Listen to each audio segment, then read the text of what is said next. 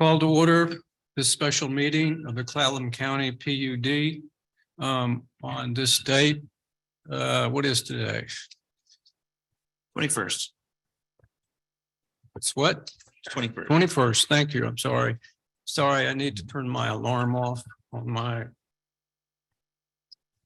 medications that I normally take. So bear with me. Yeah. Can you hear me? All right. Well, I'm going to get up now and start the presentation from the podium and from up here. So hopefully,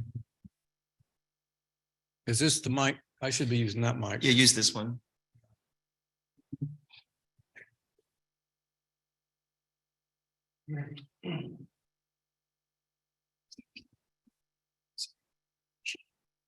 I'll probably hold it. Is that okay? Perfect. Okay.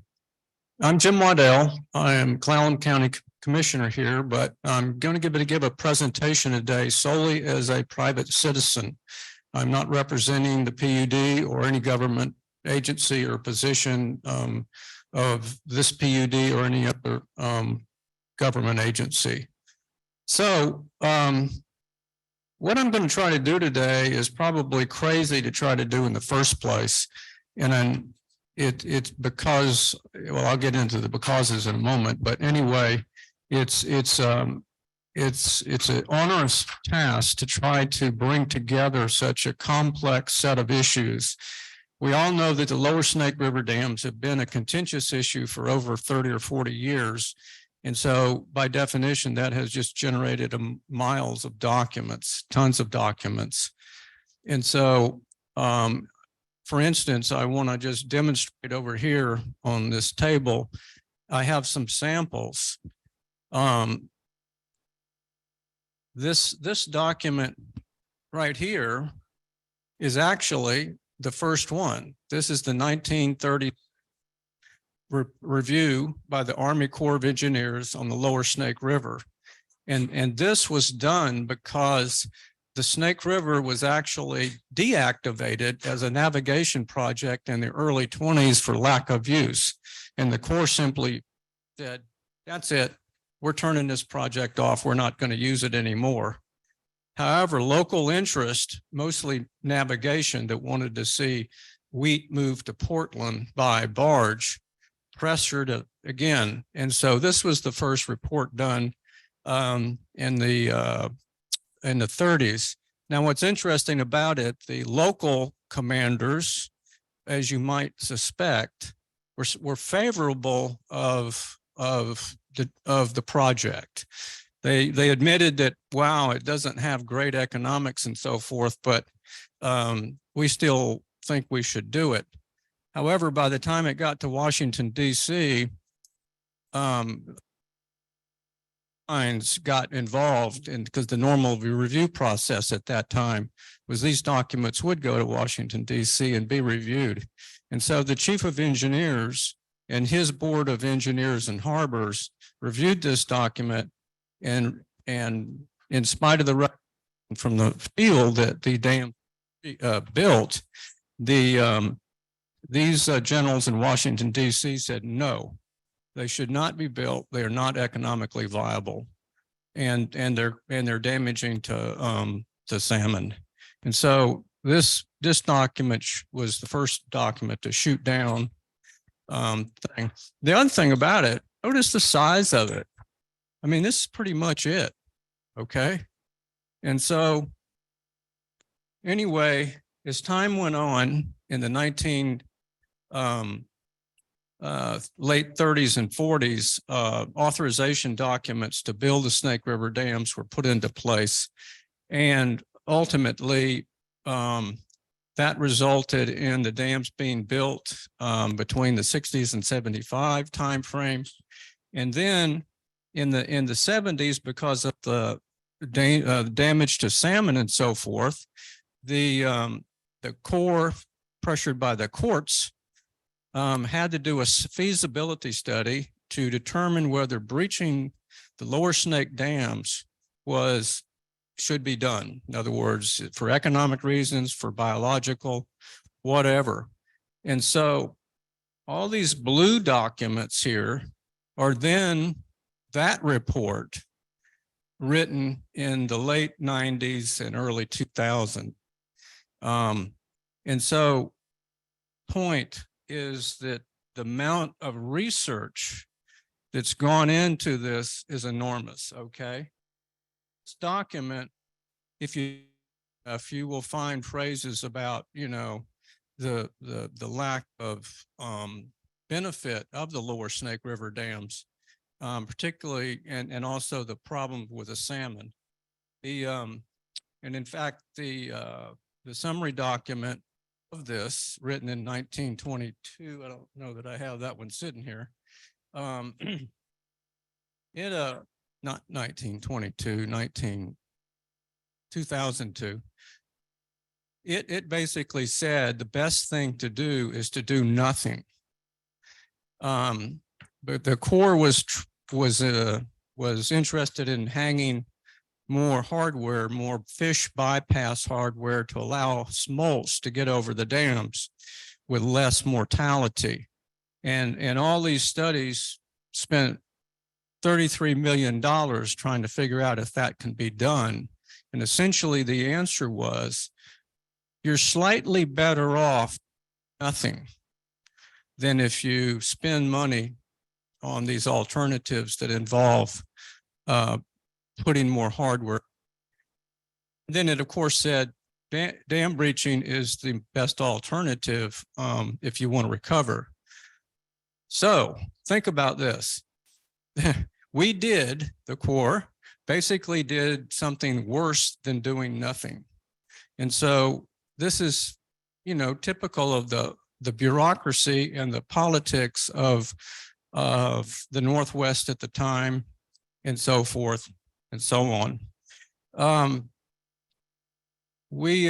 Some colleagues and I decided to update and supplement the key breach document, which is one of these blue documents right here. And we wanted to test ourselves and say, how long does it really take to supplement a document like this with good people, with good, you know, some good team and so forth, and actually somebody that helped with this project is in this room. And so we spent about 3 months and we knocked this thing out and basically supplemented this thing, and this became a supplemental EIS. Gave it to the government, gave it to the Corps, gave it to everybody we possibly could, and we're recognized for doing a tremendous job. But, you know, who were we? We were just guys and gals, you know, playing around, I guess is the way they saw it.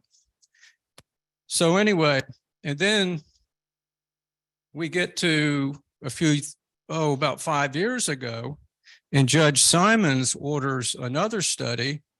And so instead of, you know, getting a box like this in the mail, I got this. Anybody know what that is?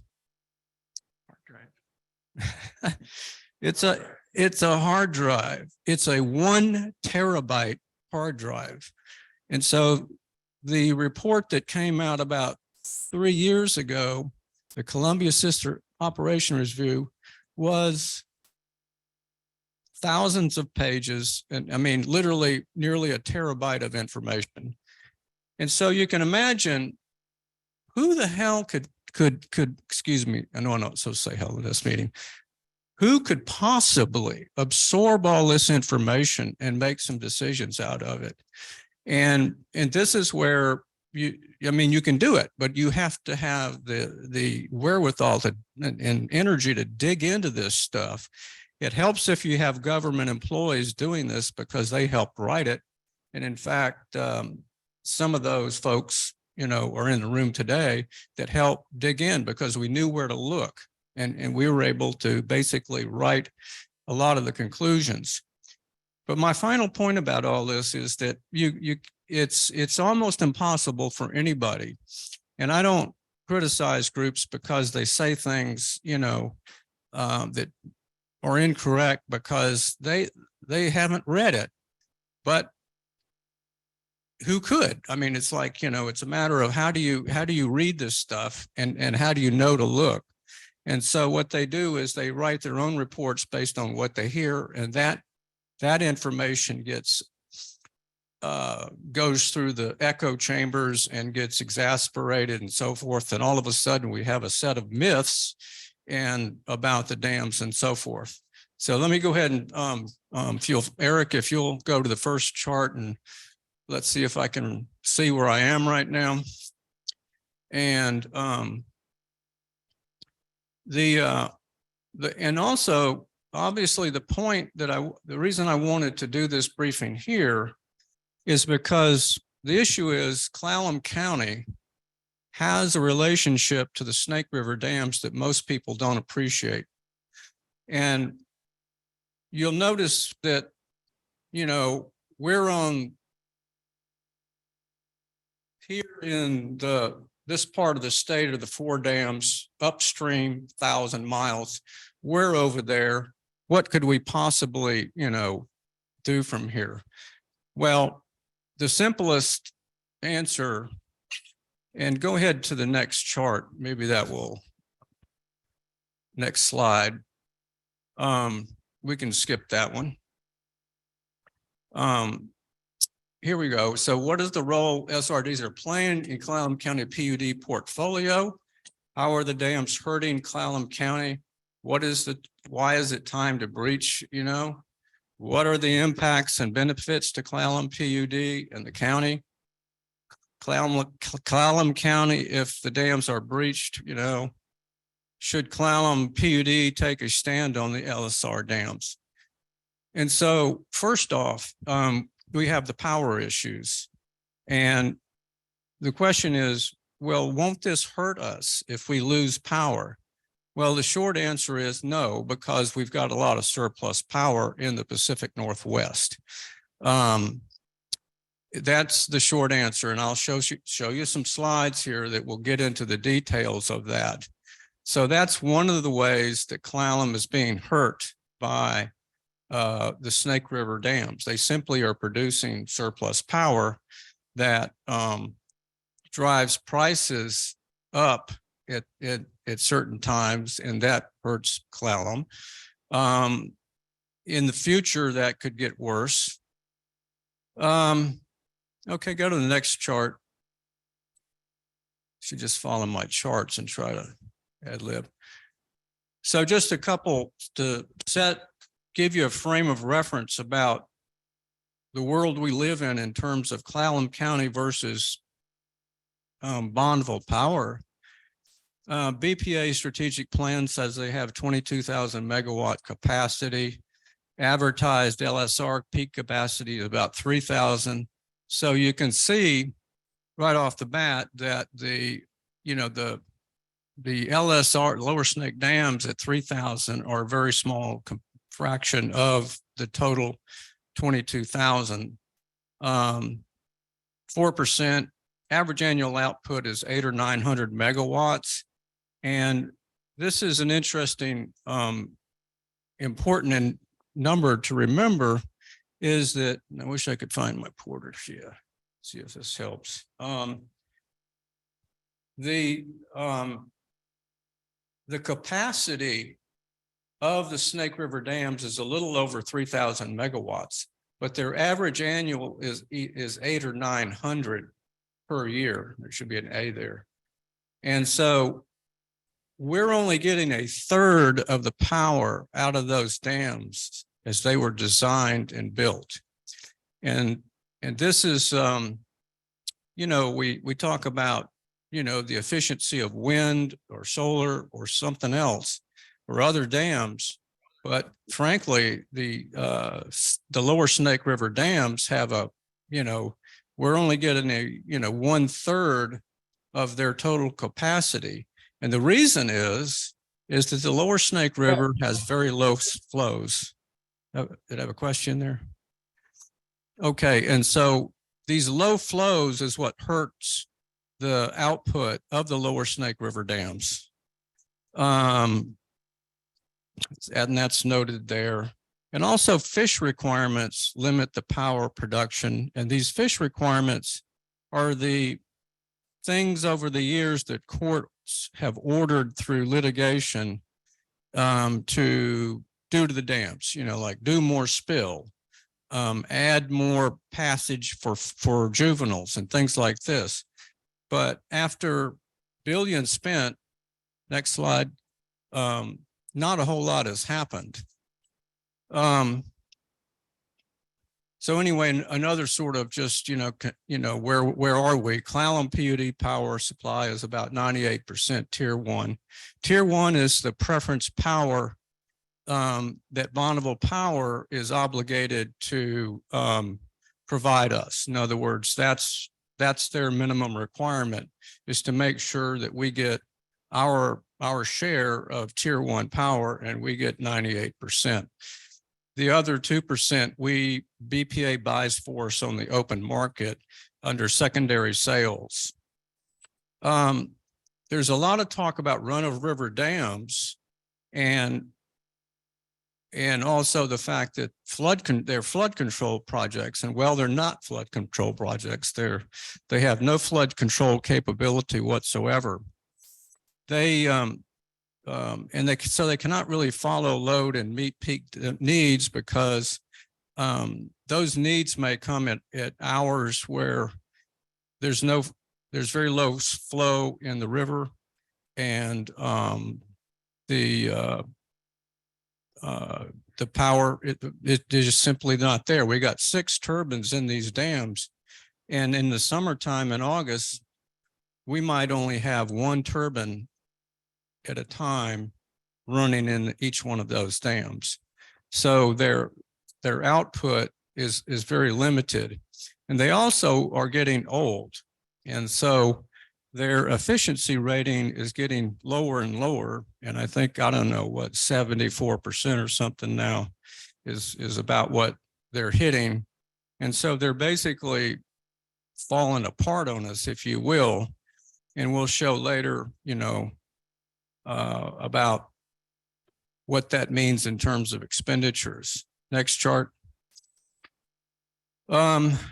Just also to orient you, the 4 dams are all basically the same idea in terms of construction. You have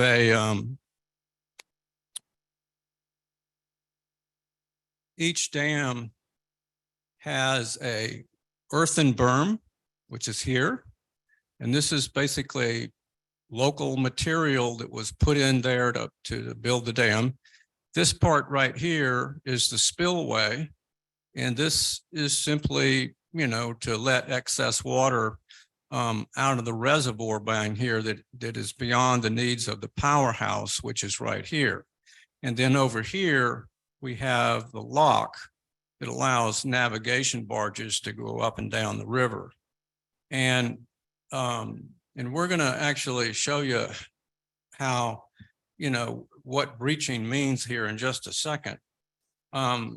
The other dams are very similar, except Lower Monumental. You notice there isn't much of an earthen berm to deal with, but we have material in here that can be removed. The Lower Granite over here, has a very large earthen berm. Little Goose has a very large earthen berm. These 2 dams then are very easy to breach.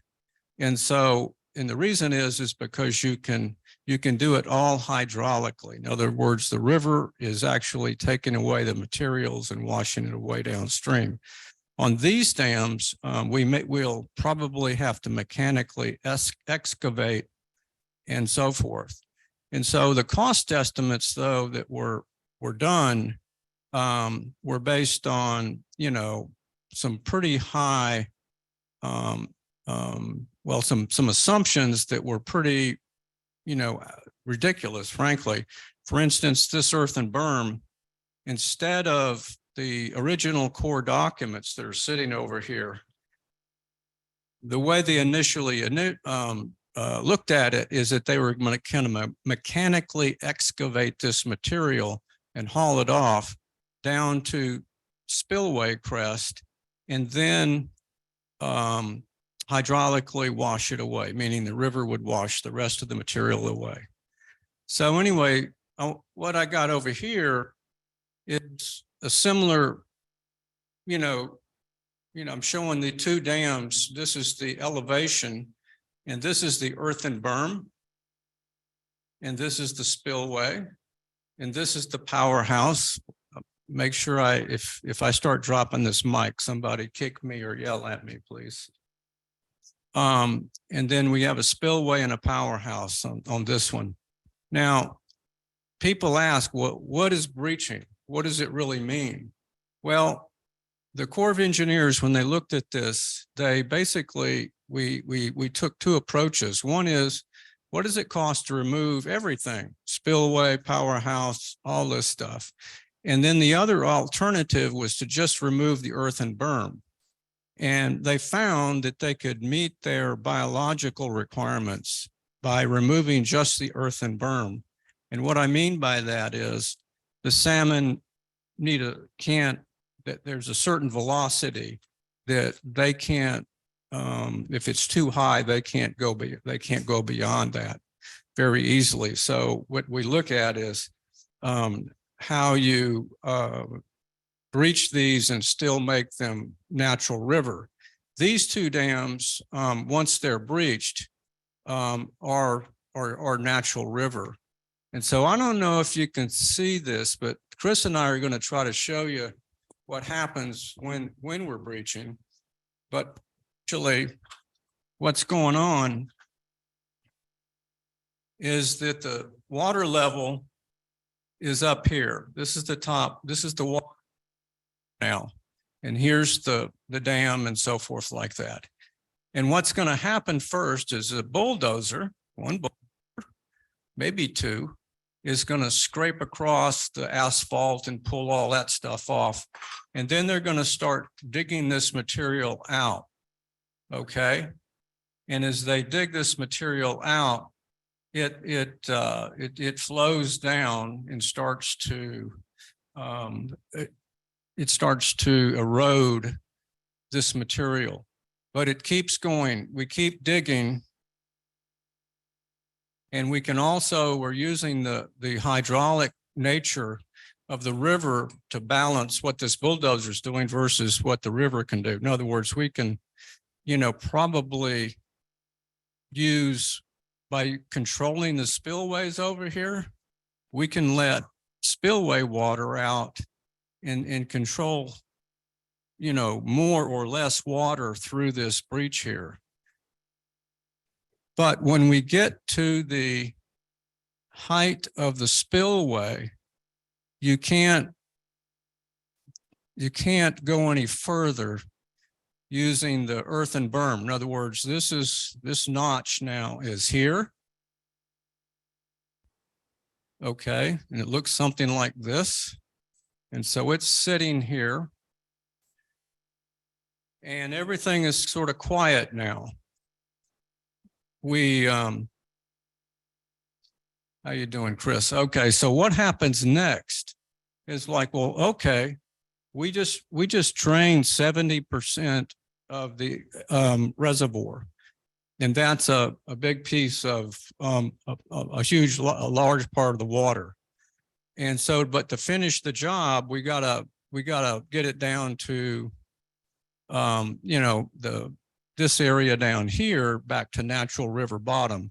So what happens here then is we start spilling water through the turbines, and we have analyzed the engineering, and the Corps' own engineering shows that you can run water through those turbines without damaging them.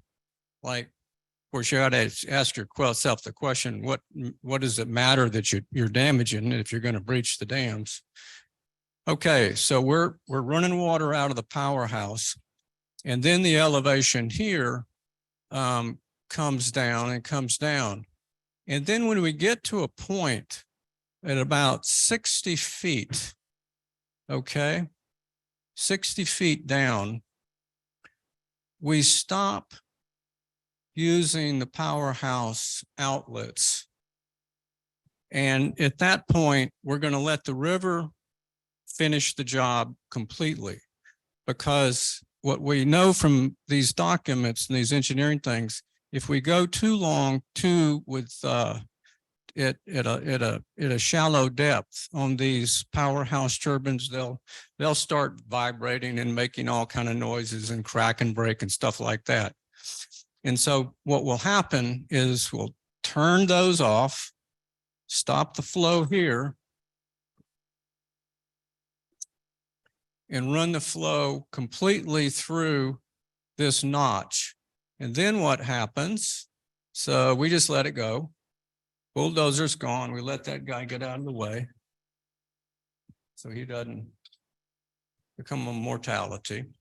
And so the notch keeps going down. And when you get to, I forget the exact number, but there's a point here. You can show it here easier. Is the dam is being breached. There's a, what do they call it? A head cut. The head cut is moving itself toward the dam the lower you get down. And so this head cut keeps moving back. And when this head cut hits the same elevation as this, then you basically got a free-flowing situation. And what happens then is you get your lawn chair and you sit up here with a beer and you watch what's going to happen. And what will go on is it takes about, what is it, about 48 hours, something like that, or yeah, 48 hours. It's not long for this to erode enough to where this head cut comes completely back. And then, in other words, the head cut comes back, and then hits the water here. And then there's nothing stopping the flow of the water. And so at that point, the whole thing goes. And you get instantaneous breach. And so the water level now is dropping rapidly, but not too rapidly, and gets down to this point right here and stops.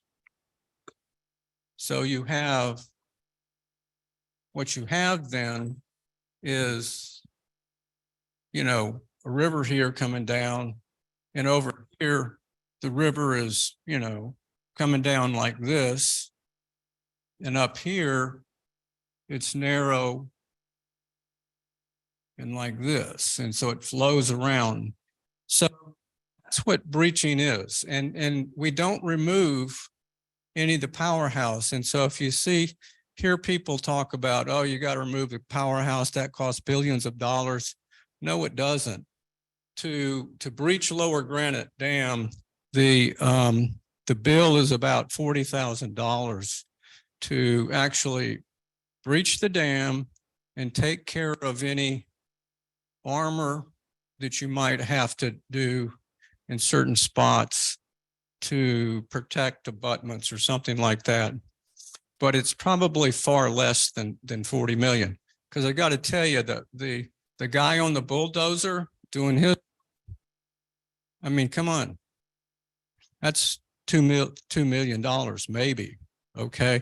And so the rest of it is, you know, yeah. So let's move on real quick. We keep too time.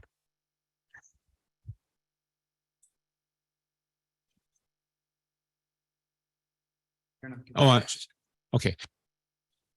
Time frame. How many seasons would it take for this to breach? And what happens with the, you know, all the superstructure there? It just stays there. It's like a monument to past dams or what? 2 feet per day. So you're going about 40 feet, so that's 20 days. This actually action. Can't hear you. Microphone. So, to answer your question, what you're trying to do is entrain the flow through this one spot. We studied 12 different ways to breach or draw down the reservoir based on 92 tests that we did. And you pull the reservoir down 2 feet per day is what we determined in a 1992 drawdown test. And then once you get down here, it's 20 days. And then once you get down, this excavation is only going to take a few days. And it's safe because the same guy that's going to be doing this is probably the guy that did Condit and Elwha and stuff like that off a barge, which is, here and here. And so this only takes a couple days. Yeah. And it's going to. Yeah, the whole thing from, we say start December 1st and you can have two dams breached by mid-February.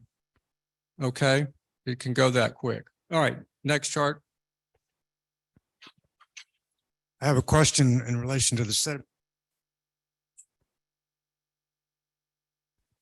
What happens to the stream down below as that is released? Okay, what happens to the sedimentation that flows down? It stops right here because that's where the backwater is of the next dam. Okay, and so it goes, all that sediment that was up above it, in Lewiston and so forth, goes down that river now that's free flowing, but then it hits an area, a backwater pool of the next dam. So it drops out and stops again until you breach that dam. And then when you breach that dam, that material moves down to the next dam. You get to Ice Harbor, which is the last dam to breach, and the material will drop out where Ice Harbor Dam is now and stay there and slowly over years make its way into McNary Pool. Okay, next chart. All right, I'm gonna have to reorient myself. What role do the LSR play in the Clallam PD portfolio? I think I covered that. Go back one. I didn't want to. Power that's hurting claim. We did that. Yes, we did that. Okay, next chart. We basically, maintenance costs are high and keep rising. Pull-up cost of tax and ratepayers have exceeded power revenues for the last 12 years. It's true. What does the future full-up cost look like? Here, and let me show you what that looks like. Most people can't picture what it really looks like. So if somebody, you two pull that out and I'll try to explain what's going on here. And I want you to pull out and face John now and stop right there. Can everybody see that part? Can everybody see that? No, Well, not with the. not online. Okay, there we go. How about that? This chart is actually one that was in the EIS that was presented to the public back in 2000. And we call it the sticker shock chart. And in the Corps, when I was doing this, my guys were joking about it because when the environmental group saw this, they just fell on the floor and said, it's all over. Because what it shows is the report with this document in it, and let me get around here so Ken can see. It showed that dam breaching cost per year had a cost curve like this, and that keeping the dams had a cost curve like this. Okay. But what's the problem with that diagram? The what? The what doesn't drop off? Yeah. Okay, you're right. So what's missing here is the overhead. So now if you add the cost of operating, maintaining, and repairing the dams to this compared to this, and we also found that we could save almost $1 million in breaching. When you put those two things together, what you should have seen, and go ahead and pull that out, is something like this. Is something like this, where keeping the dams with some corrected cost already is cheaper than breaching the dams, okay? And we've looked at corrected costs. We've compared these costs with Corps of Engineers data and so forth. And what we're really trying to do is figure out what is the daily cost and benefit of the dams over time. And so on a daily basis, what does that look like? And so what you see is that dam breaching goes down and stays flatline. And basically what you've got down here are boat ramps and stuff like that that are still left and being used to on the reservoir. The problem we have is that the turbine rehabs, the fish bypass rehabs, all these expensive rehabs that need to be done, you know, quickly outpace the amount of money that the revenue line, you know, produces, because revenue is here at 200 million, roughly 100 million. And so we're in a zone now, and have been, because these corrected costs were actually higher. And so and this is part of nothing's perfect here. We can never, to get this to the nth degree, we can't figure this out to the final nth degree. For instance, how much does it cost on a given day, given where the prices of the power come from? What this does, though, is give you impression of the difference between maintaining a dam and not having one. Instead of this idea that somehow you spend a lot of money, way more than you need to breach, and therefore it makes it too expensive compared to keeping the dams. So that's the main point here, is just the visual fact. And we only go out 45 years. This chart, it goes out, and Chris can't, you know, and it goes up till it's like crazy. And it just it's insane. You know, you can't draw. They don't make graph paper big enough to show this. And try showing that on an Excel spreadsheet and plug those numbers in there and see what happens. Okay, you guys can. The lower granite fish bypass that was just redone, completed a couple of years ago. It's supposed to take a couple of years to do. It took over 5 years to do. It was supposed to be $60 million. It was over $200 million, which is where that flat line is right there, just for one project for fish at one dam. And so everything's cost overrun as well. So he's compounding it. Yeah, cost overruns on these projects by the Corps have been, and one example I'll give you in the breaching, that they assumed that it was going to cost $110 million to repair the damage to the railroads between Lower Granite Dam and Lewiston, because when they did the drawdown study back in 1922, they just, you know, they said, whoa, wow, we had significant damage to roads and railroads. Okay. When they did this test. And so the next group of guys 10 years later comes along said, oh, they had significant damage. Go give that to a cost engineer. And I hope there's no cost engineers in here, but if you give a cost engineer something, you know, they're going to give you a crazy number. And sure enough, the cost engineer said it was going to cost $110 million to riprap 19 miles of along a railroad. To me, that was insane number. And so I started thinking, well, wait a minute. We did this in 1992. What happened here? And sure enough, if you go back to this report. Oh, this Which- is a seminar? Did you go to the bank and get Yeah. cash? Oh, okay. You know, which people rarely do is look at this stuff. What this shows is the bill the Corps paid to various people to fix things that were broken by the drawdown test. The drawdown test for the damage for the roads was $400,000.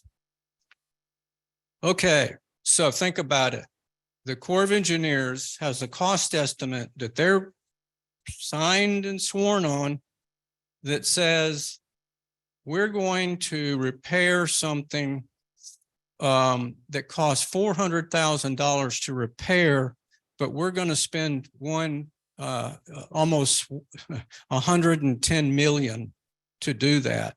And so this is an example of where you're not using your head, is to say, hey, your cost estimate is 110, but when we actually did it in the field in 92, it was only $400,000.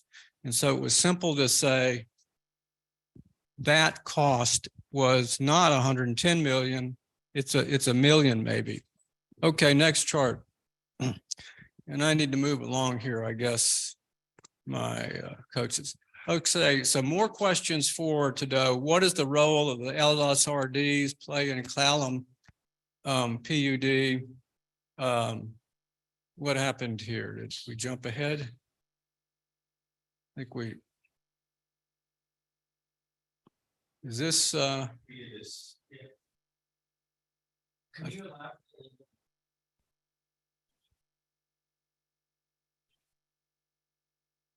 okay, I will. I mentioned the rates. In other words, if these dams keep going up in price, that price falls back to ratepayers. And because these dams are 40% more expensive than other mainstream dams in the lower Snake, or not the lower Snake, but in the Columbia Basin, that means that we're paying for inefficiency.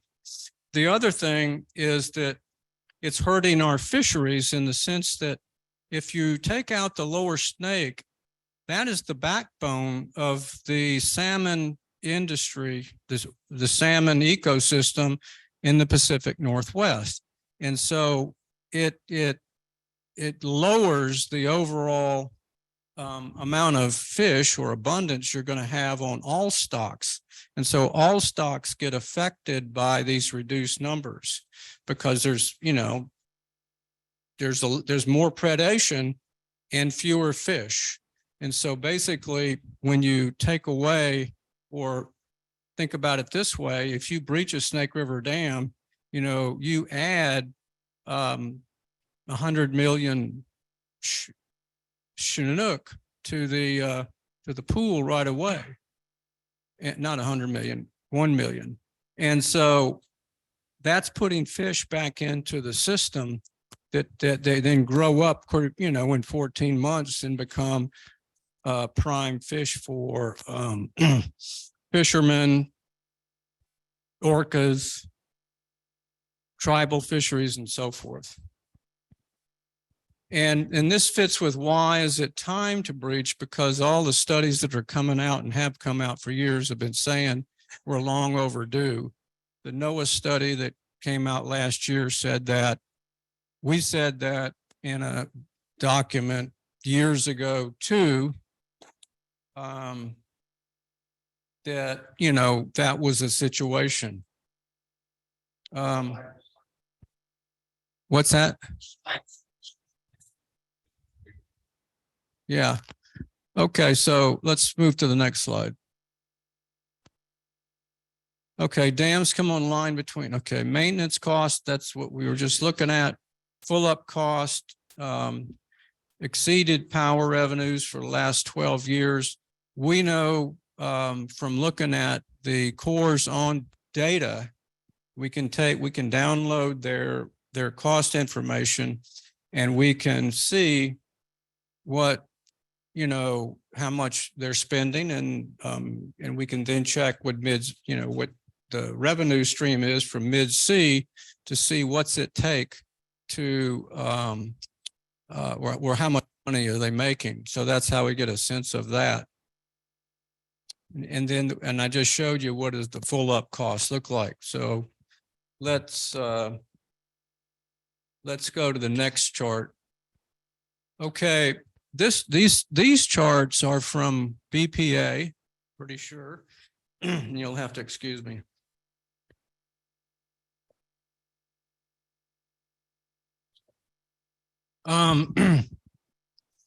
What this shows is the forced outage factor of the major dams in the system. And you see that the lower snake dams, you know, are right here. They have a pretty high forced outage factor and so forth. And then you look over here and you look at their 10-year capital program investment, and here it is, and you go, what? Look at this. It's only this much of, you know, over here, a big slice. And so this is a deliberate budgeting scheme by BPA to, honestly, can't blame them. They're putting their money on the horses that make money. Okay. And we just happen to have 4 dams here that don't make money. And so that's why the capital investment is so low. Now, what you can't see because it's down on the floor here is that the long-term capital expense program summary shows that the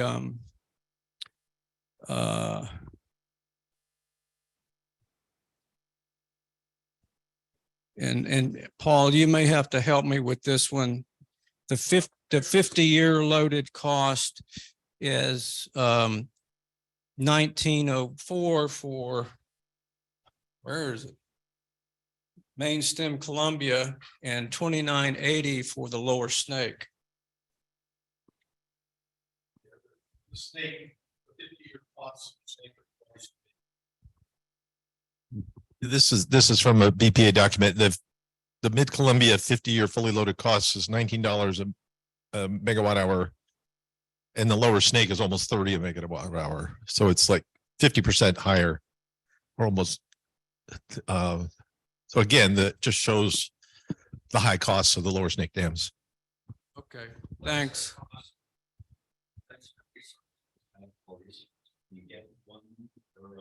We got slides.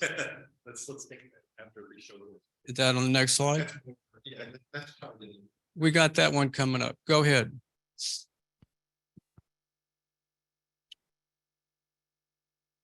Okay, do the lower snake dams really lose money? Well, they've never been economically viable. This report here said they weren't. The 1945 and 47 report said they weren't, although they showed how they could jiggle the numbers and basically introduce erroneous benefits for building dams, and basically said if you accept these erroneous benefits, then the dams make sense. And so they did it. I mean, and this is the heyday of dam building, and I don't know, you know, how people got away with stuff, but that's what happened. And then the benefit cost ratio, once you get a bad project, it didn't get better with time. And that's where we found from looking at these documents and also every year the Civil Works puts out an annual report on their dams, and we can look at all their cost and see, you know, exactly what they were spending on their various product lines. And while not perfect, it's not a perfect kind of, you know, analysis. It gives you a pretty good idea of, wow, a lot different than what you would expect. Okay, so also the other problem we have is the 1 billion spent on passage improvement since 2002. And this is the case where I said a while, you know, in the very beginning, you know, where we said, hey, we're going to do something that's worse than doing nothing. And that cost was 350 million. Well, it turned out that it wasn't 350 million. It was nearly $1 billion just on fish passage on the dams. Now, that doesn't include all this other stuff you hear about, Fish and Wildlife Program, habitat, and all that kind of stuff. That's a separate account that also has millions of dollars in it that goes to the snake. And so, in trying to figure out, well, how much of that, you know, can you prorate it for the snake? Yeah, I guess you could if you got some accountants and sat down for a week or two and fumble through this. You can certainly do it. But, you know, when you're a one-man show, that's a little tough to do. But anyway, the bottom line is there is little to show in improvements unless you guys know of some secret fishing hole someplace. There's little sign of improvement of that investment. Where, you know, what do we get for it? Next chart. Okay. Early on, warnings were raised back in early days when those reports were written. They were warning then decline of salmon since they were built. That's more of the same letters. Constantly, people were suing and so forth.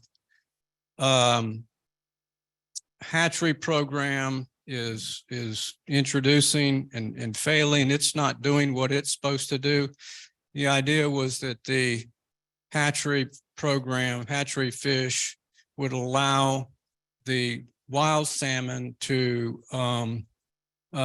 reproduce more effectively. And that didn't happen. Doesn't work that way. It's a detrimental effect. And then many studies showed declining runs since the biop. And that's true. And we'll show you some of those studies. So let's move to the next chart. Okay.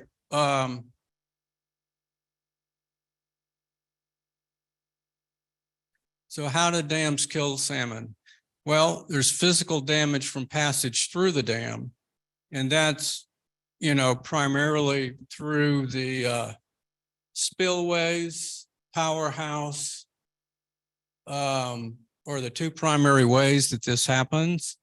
We have and we built bypass systems to go through here to keep the salmon out of the turbines. And that's cost millions upon millions with almost little result. The spillway programs didn't work. You know, think about an adult salmon swimming upstream and getting in front of those those spillway gates, and they might be open only about that much, and that salmon gets close. Well, he goes through there and gets mauled. And so there's a dozen ways that salmon, and you can talk to Chris here, you know, he'll talk your ear off about how many different ways salmon can get killed. All right, increased predation. Now, this is a huge one. And if you don't get anything else out of this, this might be the one to get, is that when people talk about the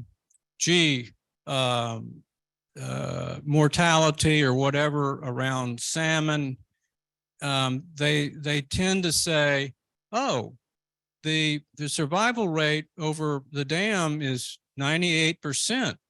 Well, no, that number is the upper limit of a study done that 20 years ago that showed that, through one dam's turbines, the upper limit was 2, the lower limit was 93%. So you can see, you can easily pick, these low numbers, and all of a sudden you can exacerbate. But let me just talk in general terms. Predation from other fish is a big killer. The pool at Lower Granite Dam, the upper dam, is about 19 miles long, and it accounts for 19% of the mortality of the little fish that are come down the snake right there at Lewiston, and then are captured at Lower Granite. Just there alone, we're seeing 12% mortality. And here's another joke that National Marine Fisheries plays on us, is they have these reports, and these studies they've done for years, and they build little models and so forth, and nobody can understand the models, and they have data gaps in them. And if there's a data gap, they may just make an assumption and put it in. And so you get data gaps that with crazy numbers like 102% survival and things like that. And you go, guys, how can you possibly print this? I mean, any common sense person would read this and say, hey, 102% per survival. How can you get, that's like, these, where they make fish in these dams. And so anyway, there's a lot of goofy analysis that goes into some of these reports done by what ought to be credible organizations. But the bottom line is that the predation, the temperatures, the dissolved gas situation where they're taking up too much dissolved gas, those are all the big killers in the reservoirs, and they're also the least measured in terms of true mortality. And so that's why we have apparently improved our salmon runs when in fact we haven't. Okay, slower velocities affect. Okay, and also when the river is running slow because it's a lake now, it exacerbates the predation, temperatures, and fish travel times. Which the more time the fish is in the predator in the lake, the more time it more exposure it has to predators. Next chart. Okay. Now this is another chart produced by, or data that we've tried to interpret from Bonneville Power Administration. And this is for Snake River, spring and summer Chinook, this bar right here. And so historically, we had about 1 million of those. Now, the goal that they have set to, once we're there, it's like, we're done, is right here. And so, wait a minute, the goal is only this, and that's your total? And that's like 28%. And then the killer is the adult returns are so low down here, you can barely see it. It's this red line. And so what's happening, and they look at this and say, hey, we've had a few fish returns, and so we're trending up, we're looking better, and we're meeting our goal, we're progressing our goal.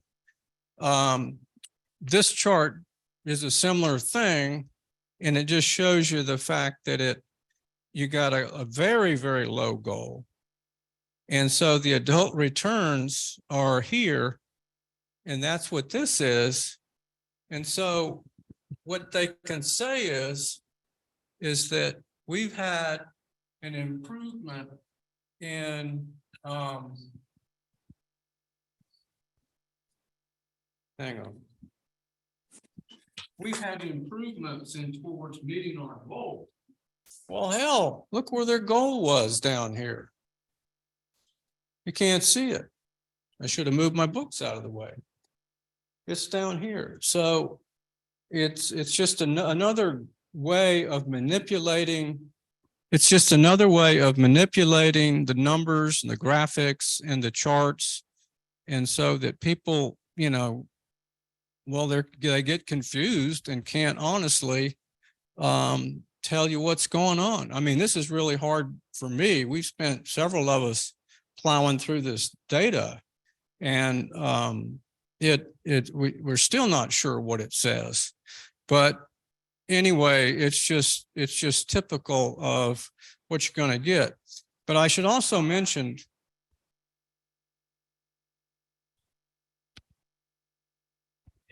say that again. How much of the decline from historical to the current adult returns do you attribute to the dams? I don't know, Chris, you want to, was it 99%? Yeah, it depends on time periods, especially fall Chinook. Fall Chinook is a main stem spawner. And so when you put a dam in, you lose all the habitat a fall Chinook used, except what's left, which is between Hell's Cage and Lewiston. And then they started spawning. Once they put them in a hatchery, we were down to 8 fish, then they put them in a hatchery and they started working up the lower Clearwater. So a lot of this is just lost habitat. If you breached, all that habitat would come back and these fish would blossom again. You'd be way over this goal. A lot of this goal is actually natural fish, not wild fish no more. And so it's hatchery, it's got a hatchery influence as well. And so spring Chinook, a lot of it's habitat, but the dams were like the last nail in the coffin, as they say, or whatever. And so what happens is that here you get a lot because of the flows and stuff, and the juveniles are just as effective as the dams as the adults were. And so, you know, early on, it might have been like 50% as more dams went in, because dams didn't go in one at a time. They overlapped. Each dam took like 5 years to complete. And so you had up to 3 dams being built at the same time. You had spill. You were killing a lot of smolts. So it's time dependent. Okay. And then you say, well, you could use hatcheries to maybe get these back. Well, that doesn't count for ESA, but it counts for harvest. That's what hatchery is for. And all the mitigation was based on. Well, the hatchery fish are in this too right now. You know, these are all wilds. And now this is hatchery, natural fish influence and stuff. So the dams today, yeah, the dams are probably 80% responsible for this, because the habitat above them was just fine. He's just fine. It's at least 80% fall Chinook. It's probably up to 80%. Okay. All right, next chart. Move on. We're kind of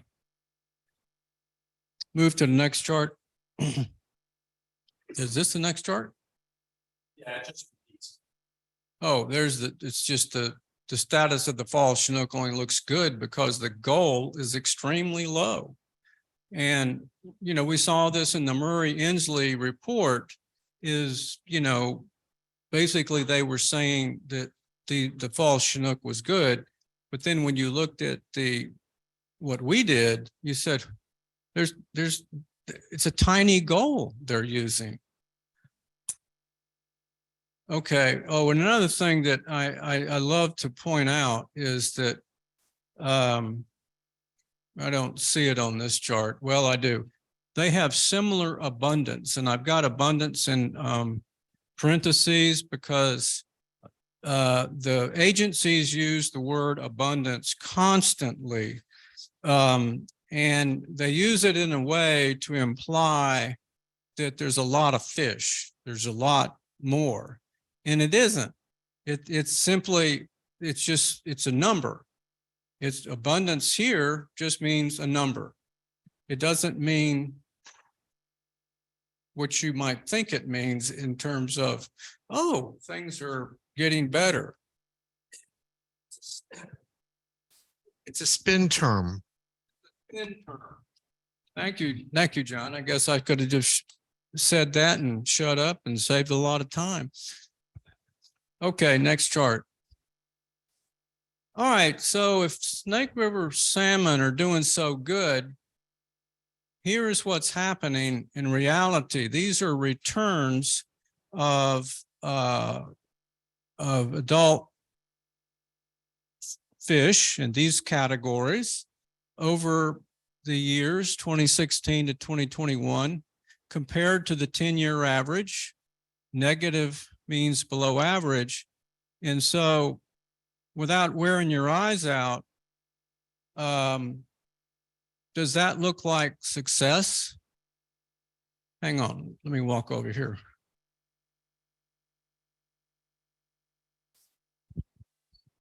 I mean, look at this, minus 19, minus 58, minus 50%. And this is below a 10-year average. And so these fish are really getting tanked.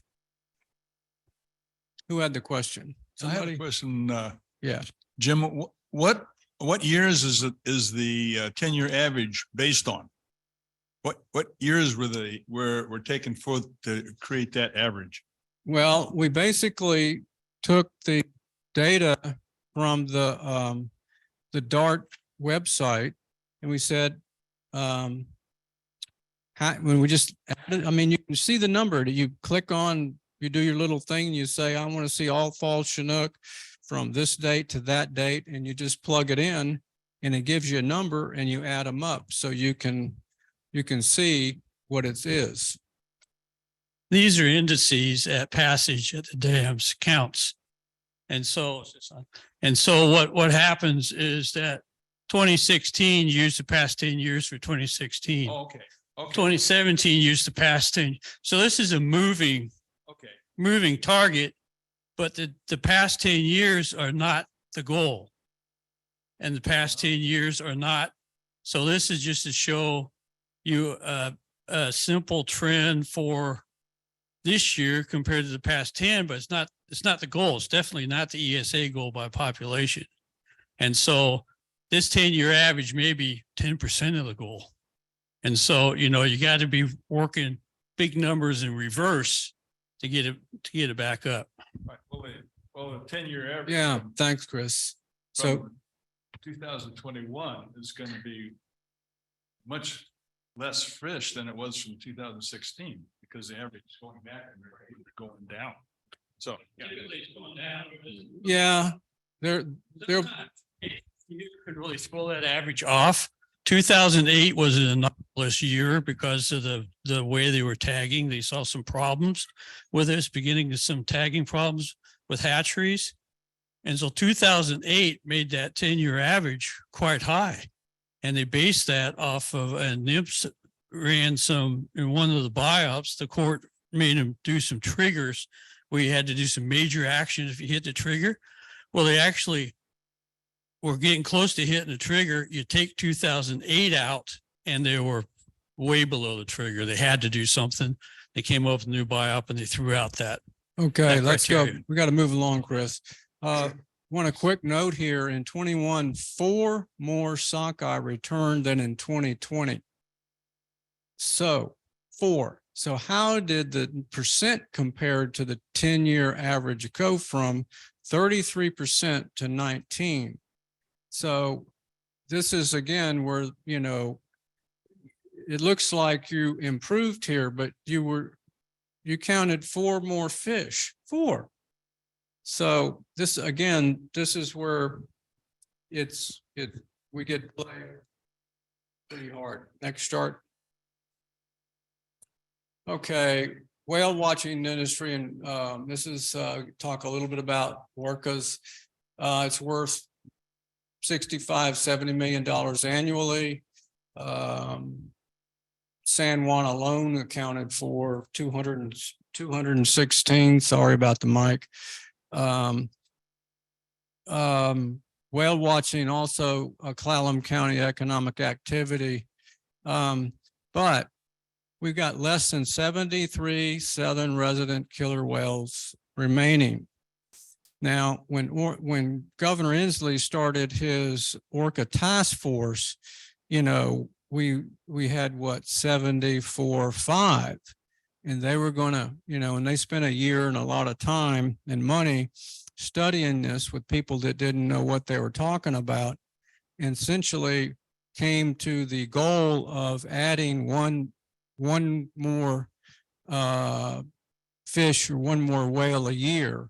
Well, obviously in the last, I guess that's been 4 years, we haven't grown by 4 fish. We've dropped by 4 fish. So you can see that these extensive, attempts to repair or recover orcas is not working. Okay, for sake of speed, let's skip off to the next chart. This gives you some idea. One orca eats 1,400 pounds a day. Chinook eat 500,000 a year. Optimal recovery, 100,000. And so you can see, compared to some of these other numbers we've been talking about, there really isn't much room for anything but, if you're just feeding orcas. And so when you compare that to total Chinook returns in Puget Sound at 200 to 300,000, you can see that you've got a problem here. And we won't bore into why the problem exists, except the fact that the salmon are not there. And hatchery fish are getting smaller. Smaller fish mean the orcas have to find, work harder to find smaller fish, which burns off their fat. And I could show you some gross pictures, but I probably won't for the sake of time and so forth. Next chart. The Lower Snake River Hurt Clallam fishery.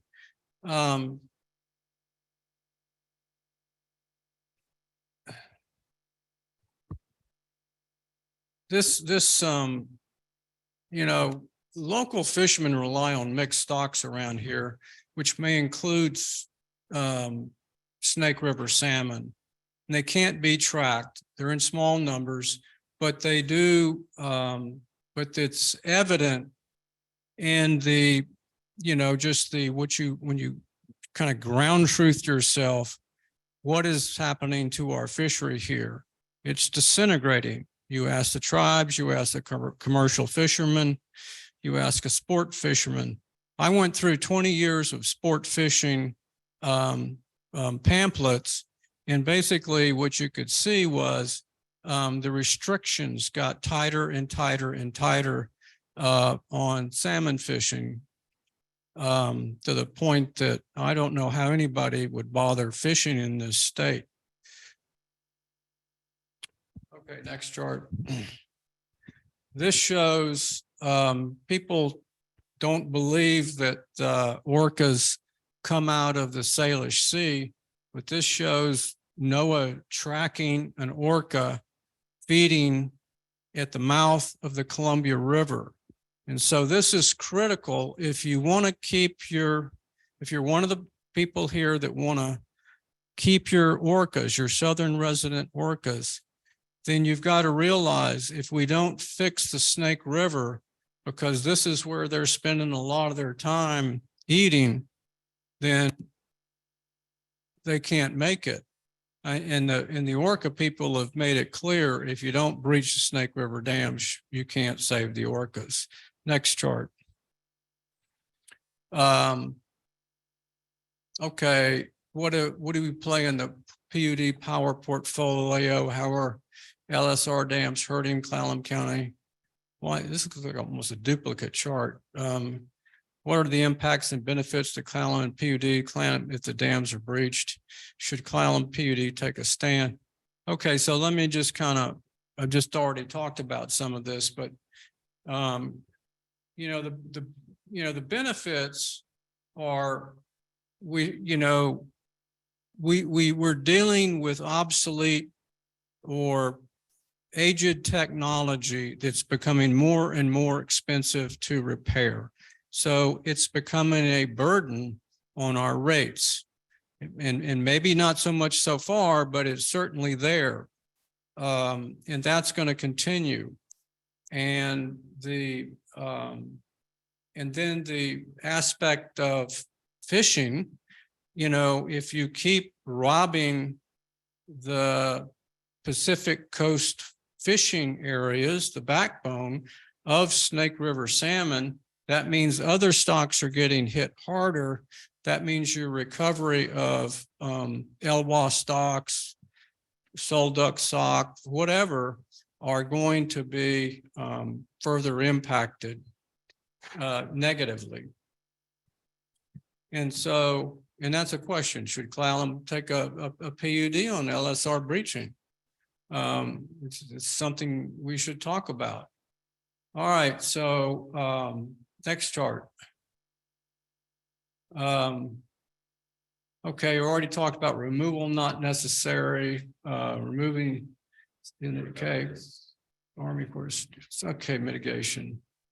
I think that this is all already covered except the breaching is relatively simple. The environmental impact statement, we actually have the breach document here with this supplement. Here is a supplemental EIS. And we've had NEPA people look at it and confirm that and say, yeah, you guys are good to go.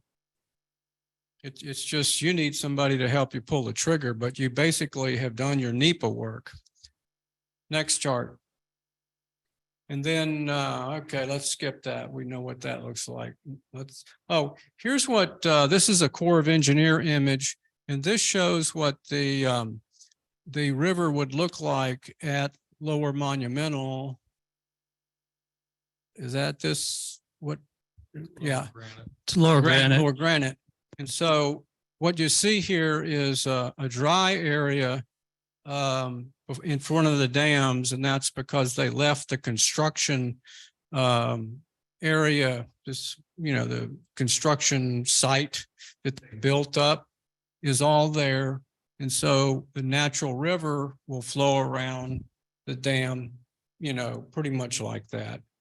And so not much, pretty simple. And you're going to afford yourself a lot of area here and here of riparian area that can be restored into wildlife areas or to vineyards and orchards and stuff that was the historic part. But that's not really a Clallam County thing, but it's a benefit. One quick comment on this, Jim, is that if you notice, this is from the 92 EIS, and the big cost in the chart included all these levees and stuff that guaranteed that this was dry and this was dry, and the flow would actually follow levees, extra riprap. In the 2020, I went back to hydraulic $80 crap, and they said, no, we'll take a look at it. And he took this out and the price went down because hydraulically you don't need these, in reality. So they bump up the price, purposely there because Core was super safety or whatever, but they're not needed. That was adjusted. That's what part of the price comes down. Now, cheap, less than 1 year mitigation you could have. Yeah, and just to repeat the number, all 4 dams, full mitigation, about $750 million. And that's got contingencies in it. You may not need riprap at all here, for instance. Next chart. Okay, what do we got? Man, this is a big one. Lower Snake River Dam breaching could start immediately. Legal analysis shows the Corps has the authority to proceed with the breaching without congressional action. Executive action by Biden is sufficient. Congressional action not required. This first bullet has been pointed out. Me, policy guy in the Corps of Engineers for years, got a paper called the 5 Means that, people said, yeah. But then we had some lawyers actually review it and say, does it stand legal muster? And the answer was, yes, it does. Okay, next chart. Why breach the Snake River dams? Lower rates, we already talked about that. More clean energy, free up transmission for wind and solar. You do that. 3,000 megawatts of capacity on the line gets freed up for other transmission, improved economy, invest in salmon, wildlife, recreation. Okay. Remove fisheries, including clallam species, because we're doing things that benefit out in the ocean, fish that come into the clallam area. Restore fish populations for adult returns to our streams. That's what we're talking about here. Protection of endangered species, same thing. Restore Snake River dams and southern resident orcas go hand in hand. You do need salmon. You do need hatchery salmon for orca for some time until the biologist determined that it's okay. Next chart. Okay, so these are just some bullets of items that cost or categories of economic analysis. Corps O&M budget 92%, BPA debt 42. Turbine rehabs are running at 18 million. BPA funded 18 million. Power services, these are current numbers. How much they're spending right off their spreadsheets from today. Systems improvements, you can see those numbers.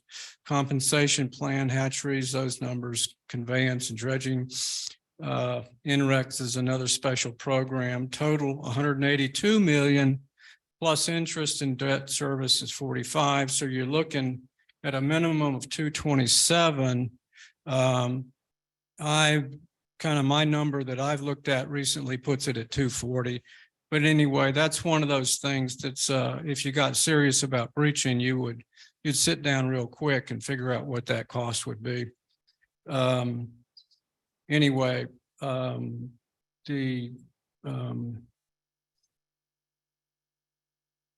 that I guess covers most of those points. Next chart.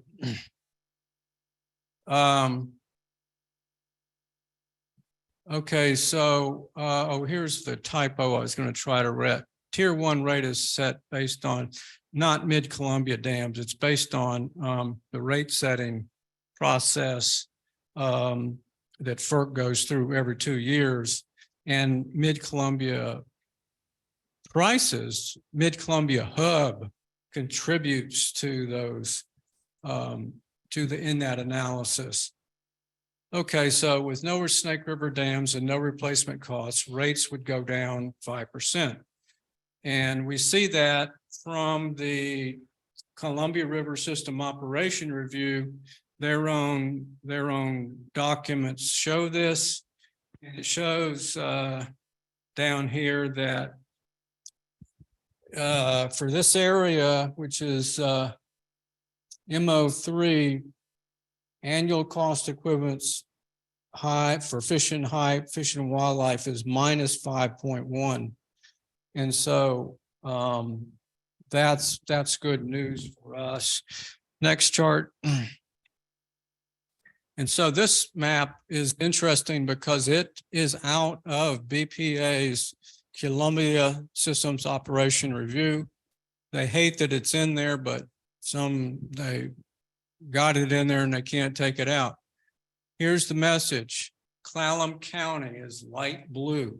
And so with breaching, what you'll see is your power rates will go down 2.5 to 0. Okay, so that's basically what that's saying is there's not going to be any impact on your power rates with breaching.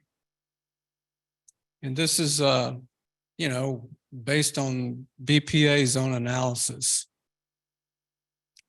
Okay, next chart. This chart basically shows that, with the point we were trying to make here, the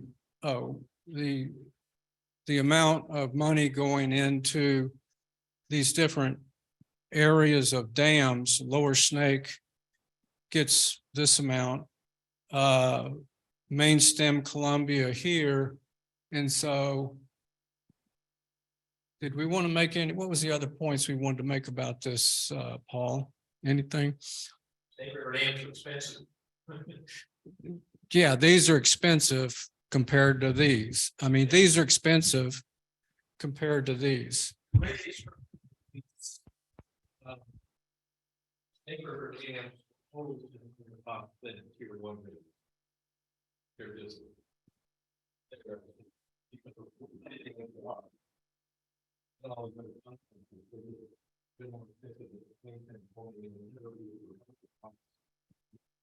Yeah, Clallam County's got 98% tier 1, right? And the Snake River dams, that's not going to go down. If you take out the Snake River dams that are far above the tier 1 rate, then your tier 1 rate's going to go down. Compared to the Columbia is already below the tier 1 rate. Yeah, okay, let me move on the charts here. There's a few more that we want to hit before we have to tie this up. Next. Okay, this is another chart that came out of Bonneville Power. And what it shows is total cost power output. Now, it's a little awkward to read because this bottom scale, and this is lovely, typical BPA and maneuvering, is this bottom line, the vertical axis is in log scale. But nevertheless, we want you to realize is that these 4 dams up here are operating at this cost, and the rest of the dams out here, these big dams, are going to have huge revenue compared to, benefit cost revenue compared to this.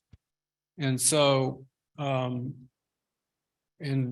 once again, I just don't know how to say it, is that this is an example, and it's convoluted. And this is what is so difficult about BPA or any of these groups, is that they come up with presentations and graphics that are almost impossible to decipher. And you might, I don't know how many hours I've spent looking at this chart with other people trying to figure out, well, all right, what do you think this thing really is telling us? But anyway, what it's telling us in the grandest sense is that these dams up here in the upper right, or up, above my hand, are a problem financially. Okay, next chart. This is a similar take on data here. Snake River Dam's probably not breaking even at this rate. What this shows is the revenues from the Snake River dams for each of these years. What's that? It's the BPA gross power sales. It's revenue from all BPA dams. Okay, all right, excuse me, correct me. It's gross power sales. And what you can see there, it's down here, and here's $30. And so if you're, trying to make money when the rates are, your rate is 36, and yet they're costing $30 or below, then you've got a real problem with the dams in this category down here. Now, we had a good year this last time. Bonneville is not hanging their hat on that. They're nervous about, the fact that, yeah, we made an extra 800 million. We've tried to prorate it back to see what it was like, but we don't know what that future rates are going to do. And neither does BPA. And I think this is going to tell through the quarterly review process with BPA pretty quick whether that anomaly that some call a once in a lifetime, once in 1,000 year kind of situation. Next chart. This is from BPA's strategic plan, and it's been taken, photographed, and so forth, and manipulated so many times, it's hard to keep track of. But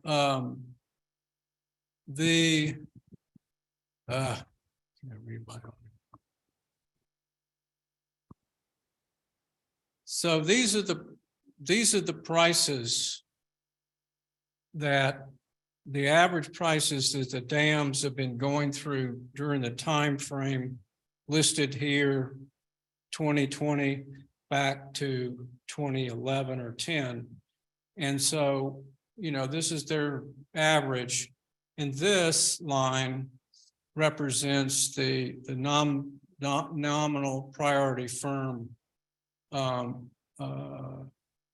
rates. And essentially, BPA tier 1 rates are going up while market rates are going down. And so this is tier 1, which, is what we get 98% of our power from. And so is this every year, we go along, this goes up. Now, and remember, this is 2015, 2016. We really don't know what's going to happen out here. The energy markets are going crazy. And so it's a real crapshoot as to what's going to happen.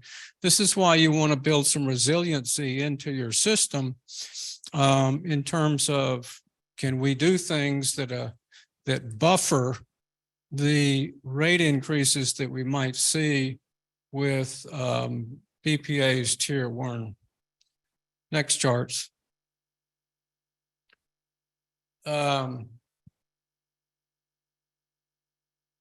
Okay. Corrected breach costs now around 280 million for breaching, 500 million for mitigation. That's where I said it's around 750. And the mitigation that I'm talking about is some railroad improvements, not much, it's already been mostly done. The irrigation improvements, where we basically, on one of the dams, Ice Harbor, we have some irrigators. And what we need to do is extend their pipes and pumps, and that can be done for $30 million. But so these things have all been identified and looked at, and we have reports on the DamSense website that cover all these different areas in terms of what's behind these numbers. And we already talked about what 4 to 9, depending on whether power is replaced. That's still up in the air. There's a lot of people that don't believe we need any power at all, and these are people in the business. But hydropower may need to be replaced. Yeah, maybe. Dam breaching will free up transmission, allowing more wind and solar. That's true, and it does it in a way that doesn't cost a fortune. 2,000 megawatts of solar alone waiting on the BPA interconnection queue. If the Snake River dams were breached, that amount of megawatts could be brought into the system fairly quickly. And that helps Clallam in the sense that it becomes then there's the ability to move more energy to the west at certain times of the day or season.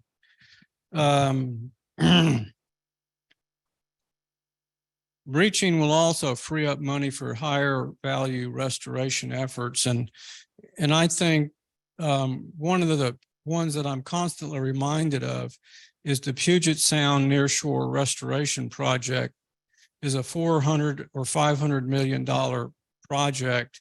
And it's underfunded. And so any funds that these freed here can go to there is good for Clallam County, you know, culvert replacements and stuff like that. Next chart. This just shows the amount of megawatts that are under in the interconnection queue. I just did this last night. Go ahead. Because this just what to the PA so downloaded. This is like yesterday, the amount of energy in queue. And I was just amazed. You said 2,000 megawatts of solar. If you look at photovoltaic, 99,000 megawatts of solar. I mean, this is on the BPA website, 234,000 megawatts in queue. And we're talking about 300 megawatts coming off of the dam. So I think the other number is from older data. What we're seeing is more and more. If you see the hydro, you see, especially the photovoltaic line and the wind turbine line at the bottom, huge amounts of energy just sitting, waiting for transmission. I mean, this is one of the mind-blowing things you told me long ago. If the dam stopped using transmission, you have all this energy just waiting to drop in. We have a transmission bottleneck, and plenty of renewable energy waiting to fill it in. And this is right off the BPA website last night. I double checked, and it said megawatts. So it's an amazing number. That's all. Thanks. Yeah. About 800 or 900 average, 800, 900 megawatts average annual. Yeah, they're 3,000 faceplate, but typically 800 or 900. There was another chart I took off, but it may come up later there. In a really wet year, 2,200 megawatts, and in 2015 they only got 300 because of flows. All right, next chart. Okay, economics, natural river. I'm going to try to focus on this part of Washington. Those jobs over there in Eastern Washington are, no kidding, vineyard jobs, agricultural jobs. They're well documented in terms of research. And so we can skip that. That's in Eastern Washington.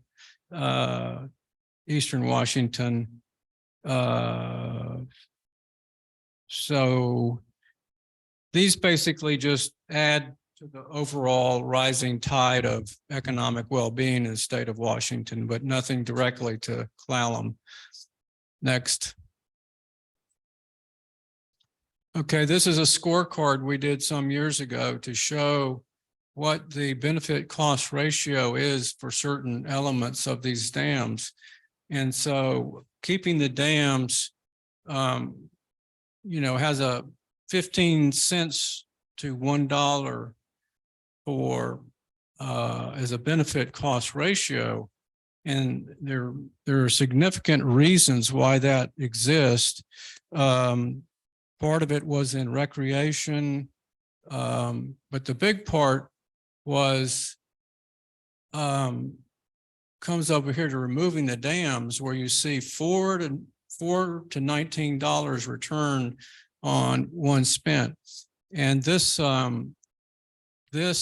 becomes possible because if you don't need to replace that power, that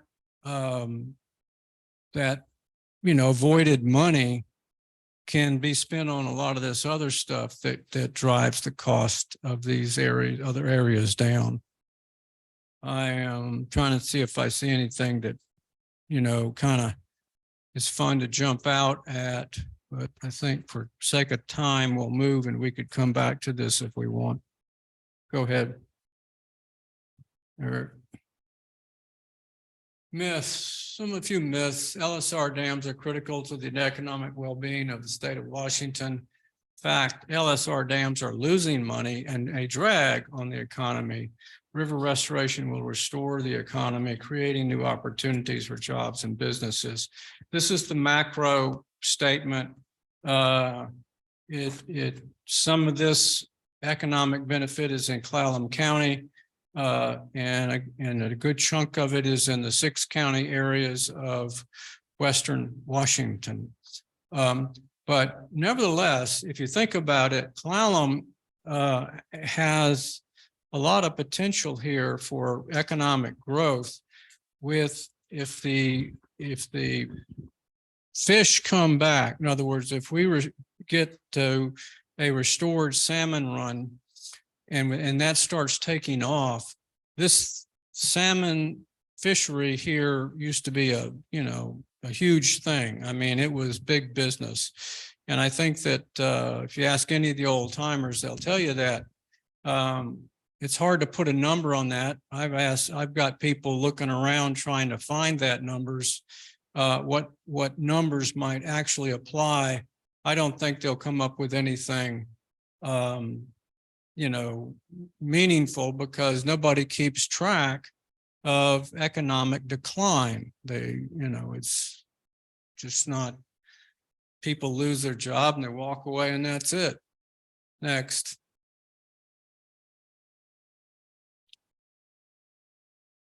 Okay. The onslaught of advocacy-based studies have not proven anything but the need to maintain these facilities. And so, fact, years of studies by academics, think tanks, and government agencies have shown the damage done by these dams and that the LSR dams are not cost effective. And so to the onslaught of studies, these studies clearly showed that the dams should be breached. This supplement showed that it could affordably be done. It could be done in amounts of money that are easily done. And so when we talk about studies, what we should be saying, hey, we just need some smart people to sit in a room and commit to the fact that breaching is not this, you've heard what, $20-30 million from the Simmons plan or from the Murray-Cantwell plan. Those numbers aren't real. They aren't real. You ask them to show you the kind of analysis that we've done on their numbers, and you won't show it. You won't see it unless it's a number that they actually took from us. All right, next chart. Provide much needed baseload clean energy. They provide a fraction of the baseload energy and are rarely and easily replaced with existing renewables. And again, this is where we've looked at the total load versus what the Snake River dams produce and the surpluses. And when you boil it down, you actually get in a situation, you can see that over the 10-year period, maybe 50 hours of true surplus was actually needed. The Snake River dams weren't there to produce it. And so, 50 megawatts, it was expensive. It was going for about $1,000 a megawatt hour at that particular moment. But that's far cheaper than keeping a dam that costs, $240 million a year just to stand by and be available for that once in a lifetime peak power thing. Next chart. This is an example. This is a shot of a live screen that Bonneville Power puts out on their balancing authority. You can look it up on your cell phone. And these are megawatts. And then what we have here is that the various, the green is load. The wind is hydro. Hydro is up here, purple. Wind is down here. It's interesting, they changed the colors on these on me. Fossil is down here, and then nuke is down here.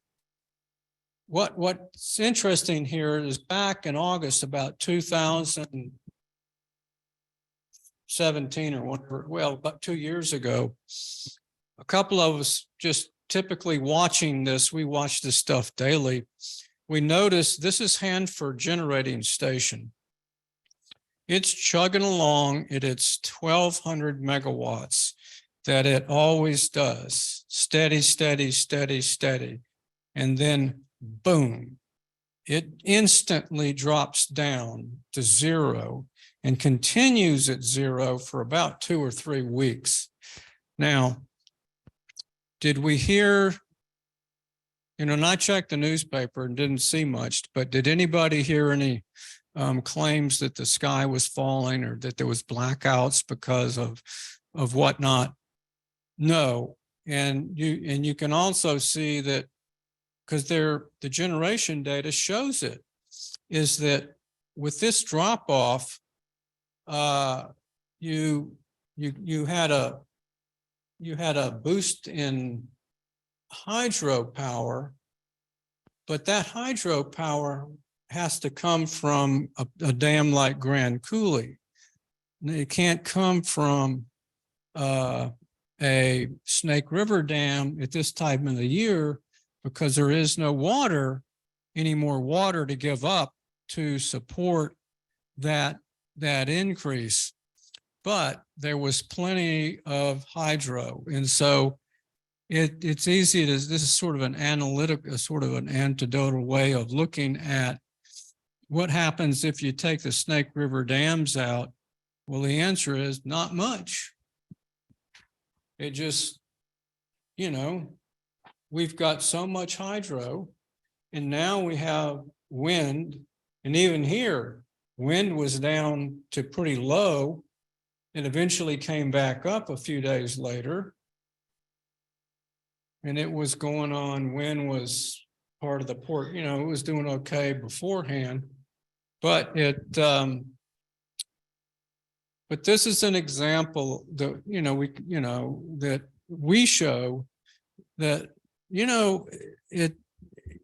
got to be careful with these claims about what these dams do and don't do.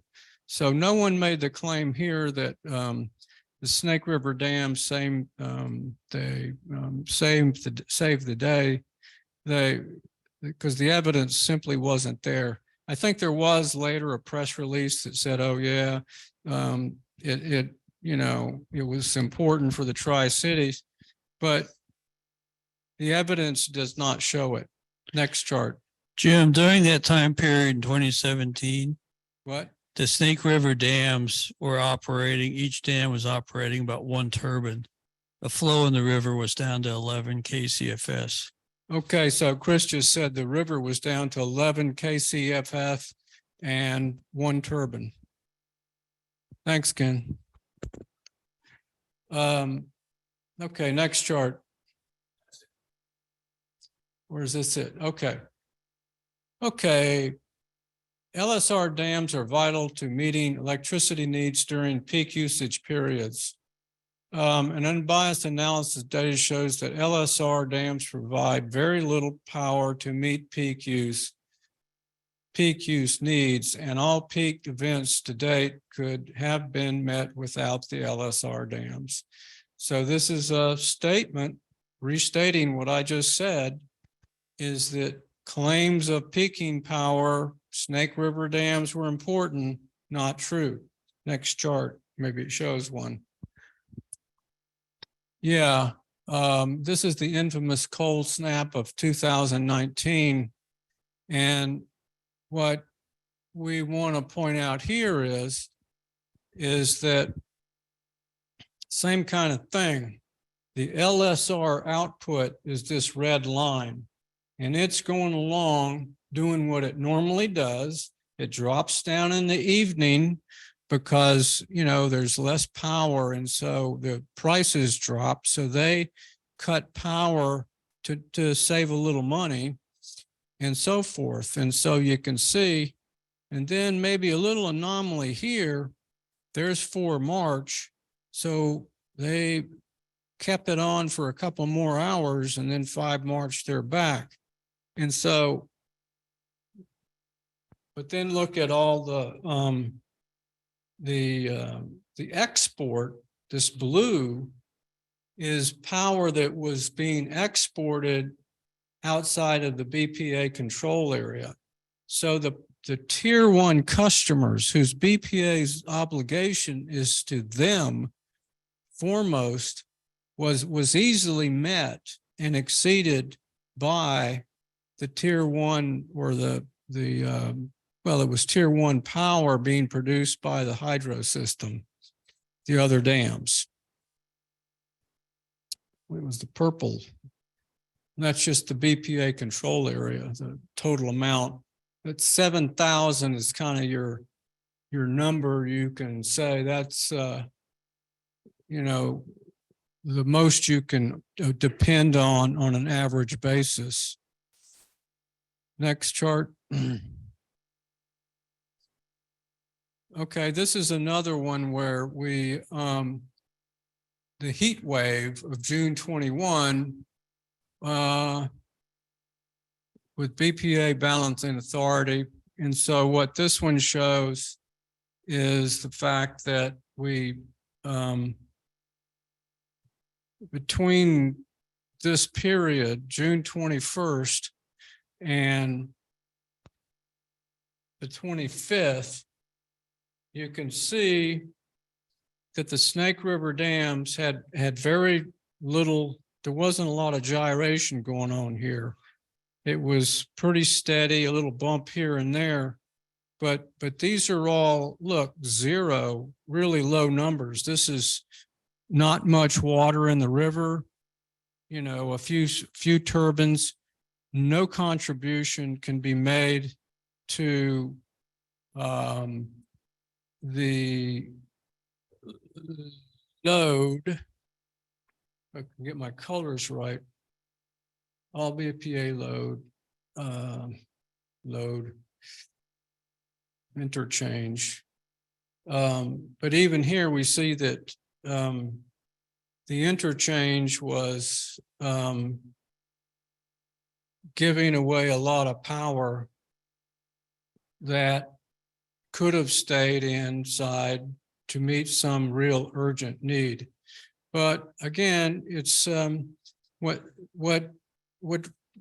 we don't do, and I'm now guilty of it because I'm getting tired, is that BPA and anybody, the agencies, the nonprofits and so forth, we really aren't looking at this data.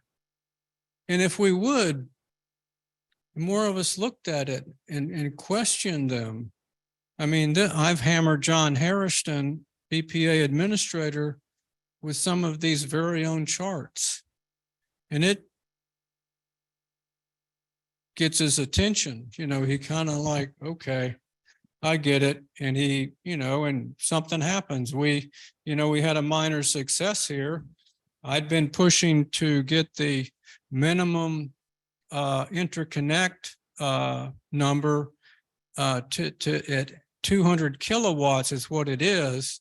And that's in anything below or above 200 kilowatts, you had to go to BPA and get a study and wait for a couple of years. Well, I kept pushing John over and over again. And he at least moved the 200 to 1,000 megawatts. And that's now going to be part of the contract. Yeah. What's that? What am I looking at? What's the Interchange is tier 2 plus exports. So it's like all the power that's not tier 1. Right. Thank you for weighing in, Paul. Did you want to say something? No, I was just going to Okay. clarify.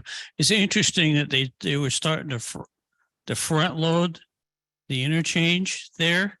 They were getting nervous and all of a sudden decided they didn't need it, but the snake didn't change to bump that up to not need the interchange. And then they bumped it back up towards the end out of that June 25 through 30 thing. But anyway, go on. Okay, next chart. All right. This is another heat wave event. Have I got the right title here, Paul? It's the same heat wave, but Same heat wave whole year. Just the whole year. of all generation. The spring runoff, Snake River dams pumping out power.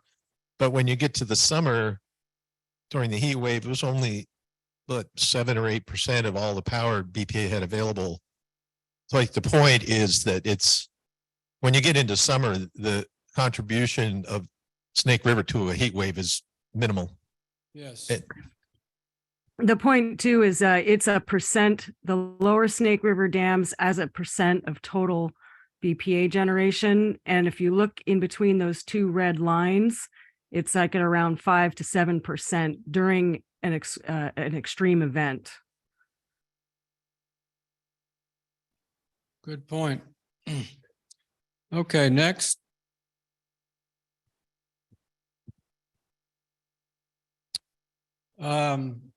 Salmon populations have improved. Dam breaching is not proven to be the solution to salmon recovery. In fact, the 2020 NOAA Fisheries Report rebuilding interior Columbia Basin salmon and steelhead shows that 5 river salmon runs have populations between 3.1 and 0.1 of historical.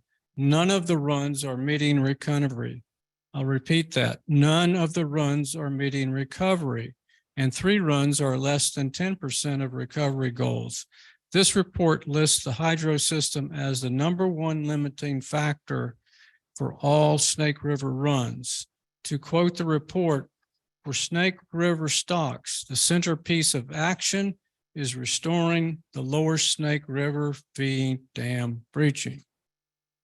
And so you want to make a note, maybe that one for Ken, since he's that missing 2022 NOAA Fisheries Report is kind of the go-to on the latest on the fisheries. And they Yes. came out very strongly that Snake River runs, the dams were #1. Right. Okay. All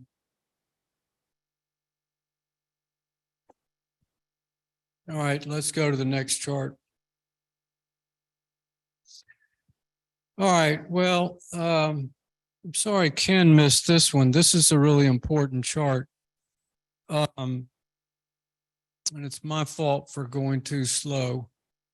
But anyway, with this chart, this is a chart done by the Columbia Basin Research Group, funded by BPA and the University of Washington. But let's ignore what's up here for a minute. But what we want to look at right here is that these numbers reflect the smolt to adult return percent. So this is a percent of something. So at the percent of 2, this would mean if it was 2, that would mean 2 out of 100 fish made it back. You send 100 down, 2 made it back, you'd have a 2% return. Now the goals, and so what's these numbers are, or these dots are the actuals, that occurred in these years, okay? And we don't know why they keep this one there other than to hold up their numbers. But what we also put on here is we put 2 bars. The 2% bar is what NOAA says is the absolute minimum to prevent extinction. 4% is what you need and higher if you're going to recover. Okay, does that make sense? So they're saying if you're not up here, you can't recover. If you're below here, you're going toward extinction. Well, you can see that all along from here to here is we're well below 1. Our that number is probably 0.2. I It's think behind I have you, it on here 0.47. and it's bad news. This is one of the most critical charts because it's telling us the ratio of returns. And so what else can I say except that these stocks are in serious trouble. The data is there to show it. We have to drum up the will to get people to listen to these numbers, act on them, pass, make statements, do whatever it takes within their power to make a statement. Can't accept this. This is the road to extinction. There's no doubt about it. And even if we could get numbers up above 1 or 2 for a couple of years, it would take 10 years to bend that curve up above 1. And also the numbers are so small for wilds that their genetic ability, their genetic stocks are also getting depleted as well. And so it makes it harder for a wild salmon to reproduce and produce offspring that have a high genetic content of wild salmon. So this is based on pit tag data. Pit tag the juveniles on the way out, and hatchery fish are pit tagged at a dam. The wild fish are pit tagged as par in the subbasins. In about 2016, NOAA Fisheries admitted that there were no wild fish available to pit tag. And so since then, that's all hatchery fish. So this affects happening to the hatchery fish as well as the wild fish. Okay, next chart.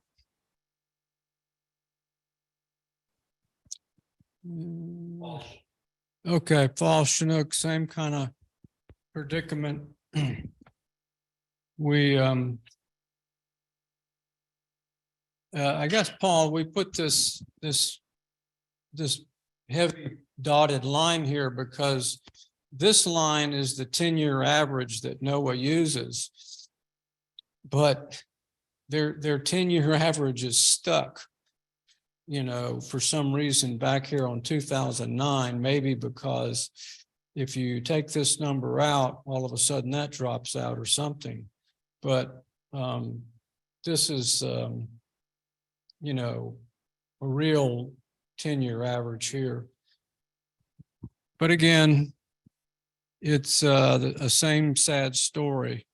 We're out of time.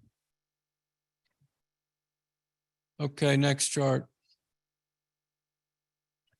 Okay, the LSR dimes provide non-carbon energy that is essential for fighting climate change. Facts.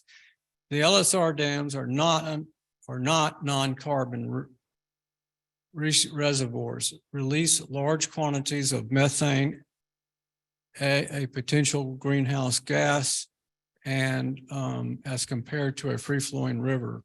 In addition, existing renewable energy is now bottlenecked by lack of transmission. So breaching the dams would allow wind and solar generation to be quickly added. As a result of breaching, the dams would be a net gain to carbon reduction. And so a couple of points about this wordy stuff here.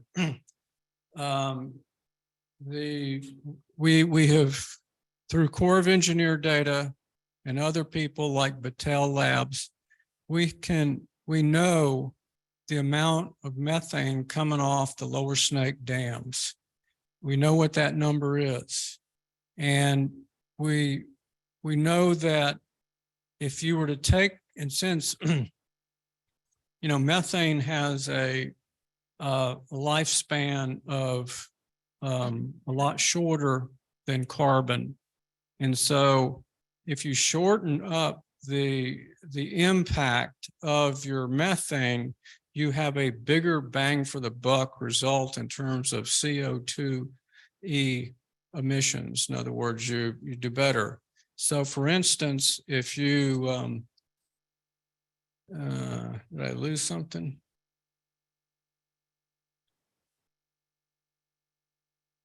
Okay, I'm fine. For instance, typically they talk about 100-year cycles, now maybe 30-year windows for methane and carbon together. But still, if you were to take carbon or methane and look at it in a way such that you're going to eliminate that source this year, then what you've done is you've drastically reduced the amount of CO2e in a system, because it's, you've reduced the high volume in the very beginning. That makes sense to you, okay? So if you drag it out, well, okay, you're snipping away at it, but if you can take off a chunk of that early, then that has a much larger benefit for removing CO2e. And of course, that's Snake River dams do produce it. Not all dams. Columbia River dams might not be so bad. And the key point is you can do it quickly and you get the bang for the buck. I mean, Jesus, talk about win-win. If you were Governor Inslee and you wanted to, say you wanted to get a medal for carbon reduction, you could get it this way really quickly. Okay, next chart. And this just shows how this works with, CO2. And then you've got surface area less than 10 feet deep produces CO2, and then 113 days above 62. But the balance of the equation works out that it emits 96,000 metric tons of CO2e. So what it's trying to show is that algae does take up carbon, and people will say that. They'll tell you, takes up carbon. What are you talking about?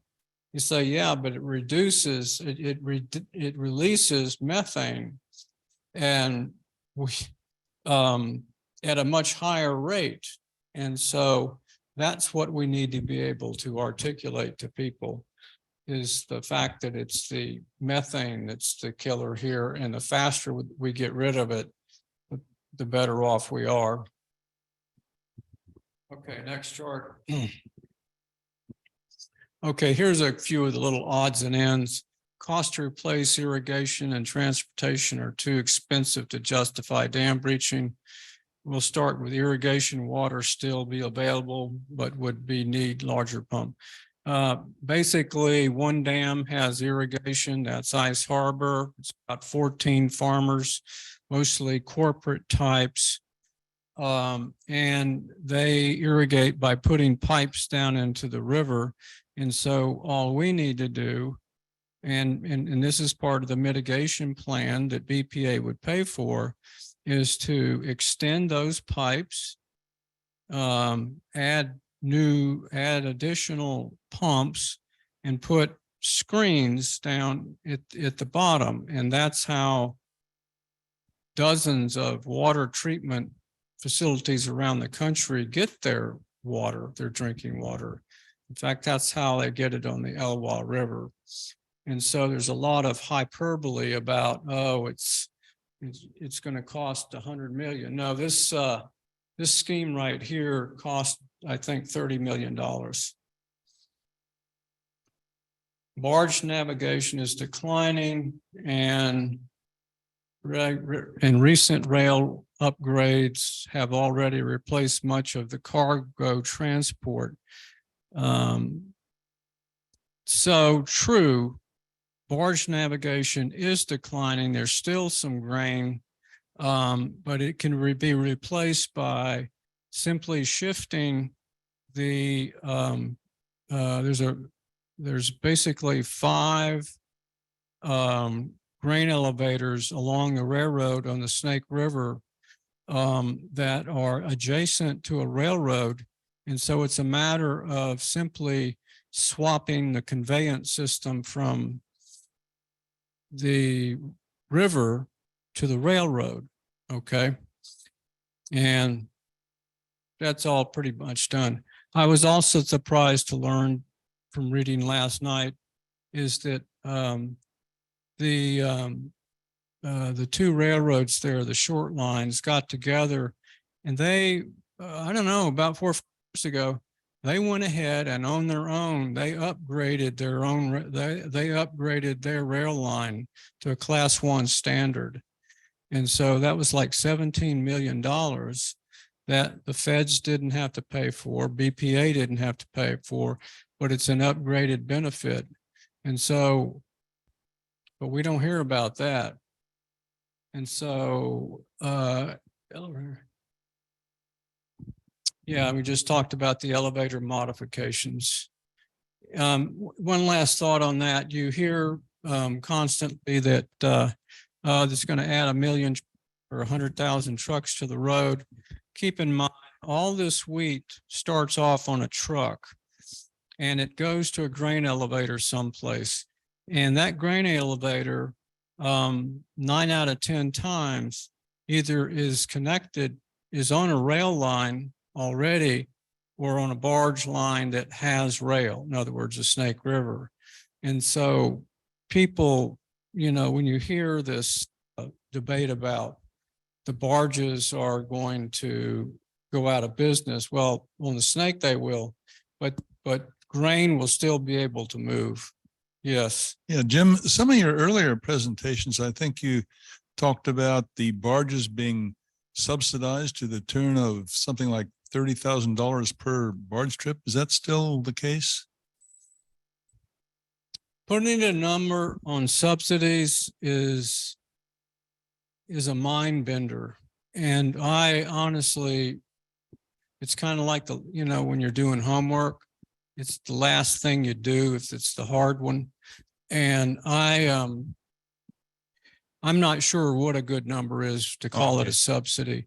$30 million. Well, I think it was, sounds about right. the one I remember was 30,000 per trip. So, yeah. But anyway, that's, okay. The answer to that is it's not a solid. Well, and one way to put it is if the feds, if BPA, when they do this and they fix those grain elevators to move the grain to the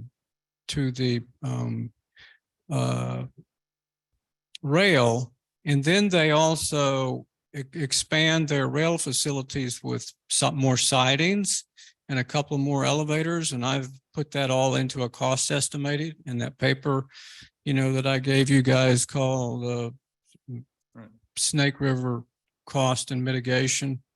That pretty much is in there and summarizes those at a number good enough to talk about. People want perfect, numbers, but you don't need that to get the discussion going. You sit down and let's like, yeah, okay, let's do this and then we can fix this.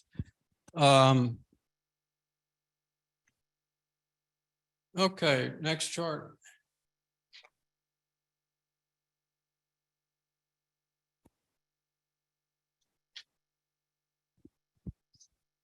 Okay, this is the authority business again.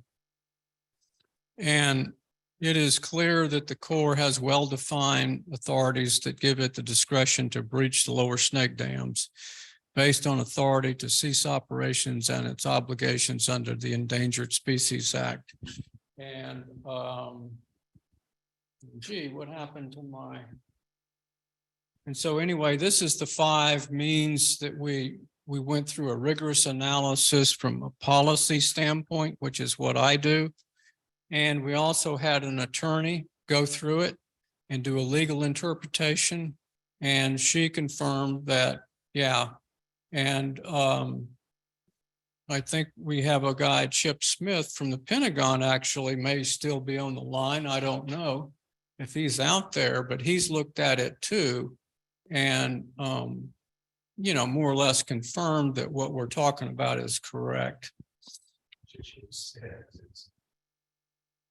Are you there, Chuck? Yes, I'm here. Would you like to add something?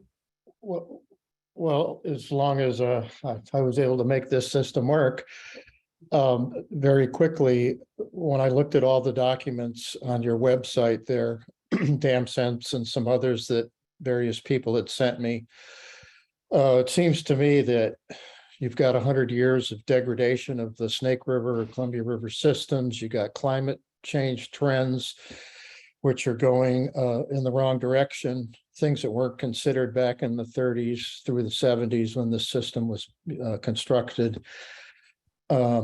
The system's getting old, as you say. We're facing a decision. Do we fix it, replace it, or move on? And I think breaching makes sense in that regard too. And I think the biggest thing, well, the number of things that stood out at me, but the economic analyses based on my over 40 years experience, first 10 with the Corps and 20 working out of the Pentagon with the Assistant Secretary of the Army's office. I looked at the big delta between what your team, Jim, came up with and what the Corps in Bonneville came up with, and it raises a lot of red flags for me based on my project review experience in the past. I mean, you've got updated costs instead of redoing analyses. They just take 18-year-old numbers and turned them into 2023 numbers. That's a problem. When I looked at the reports, it looked to me like the Corps inflated costs and added costs you don't need. And they sort of downplayed cost savings and benefits. That's a problem, I think. And the fish stocks are decimated. I mean, just common sense tells me anyway that if you decimate the river system, you destroy the habitat, you put in barriers that certainly fish weren't evolved to overcome without the help of transport and spill and all the rest of that. It makes sense to me that dam breaching really ought to be a leading alternative, and I think folks ought to get serious, or perhaps even, if not in my lifetime, certainly my 2 children's lifetime, we might see the end of salmon and steelhead in the Snake River system. And for those detractors maybe who would say you can't restore a system like that, I would direct them to the Kissimmee River Restoration Project in Florida, which I was involved in from the mid-90s forward. It's one of those projects that we had to convince Congress, OMB and the White House and others to spend money to rebend the Kissimmee River, which the Corps had straightened at the direction of Congress back in the 40s. And we did it. The Corps rebent the river, and by goodness, 40,000 acres of wetlands came back, and all the fish and migrating waterfowl and resident fish and wildlife species came back. And quickly, within five years, you saw a tremendous change. So I think if you were to breach these dams, I think that you would see a pretty rapid and close to full restoration of the riverscape. And I think that's really important, and it would comply with the public trust doctrine. And that's all I've got to say, Jim. And most of that is based on stuff that you were kind enough to share with me that I could read and digest. Thanks. All right, thanks, Chip. Okay. All right, did we have a question back here? Oh, a hand up, Craig Lacy. Yes, well, thanks for the presentation. It was very informative. I know it's being recorded. Will it be available to the public?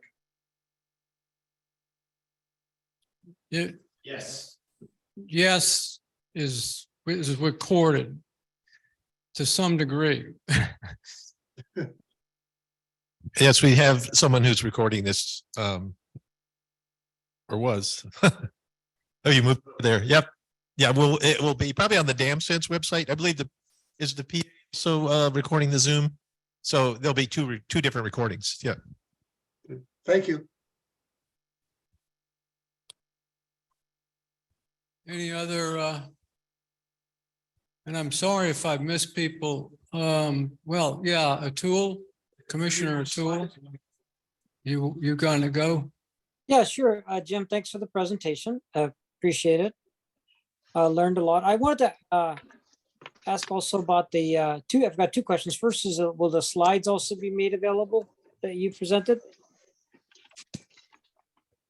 Yes. I couldn't hear the question. Will the slides also be made available? Slides. The slides, it could be. Yeah, we can put the slides on the Dam Sense website. Yeah, we can put the slides up. Great. Is that all you want us to do? The other thing that I wanted to ask about was, I've always been interested of storage dams for the purpose of any of these sites where along the Snake River, suitable sites for a energy storage dam. Is there a suitable spot for what? Energy storage. Oh, energy storage. Well, and could any of the infrastructure, let's just say a breaching proposal is accepted and undertaken, would any of these infrastructure that's there in terms of turbines and all of that be reusable for a storage dam? yeah, I hear you too. I don't, well, the short answer is we never did one before. It hasn't been done, so we would have to do it, to do an energy storage analysis kind of project. But I think it's one of the things that we can throw in the bucket of things that PUDs and others collectively want to see happen is, and because that's what we're, hope to do here is get fresh ideas from previous workshop, that will help us flesh out a direction for the benefit of our county or any county. All right, thanks. The remaining concrete's a perfect platform for solar or wind power in those canyons. And so you could repurpose that dam pretty readily and do that. Actually, I saw that in a proposed action draft from BPA to NOAA Fisheries in 2018 to study that at Ice Harbor Dam for 10 years. And so the grid's there, everything's there, just put the equipment on it. And thank you. Yeah, let's, can we go through the rest of the slides and then finish up with some questions? Let's do that.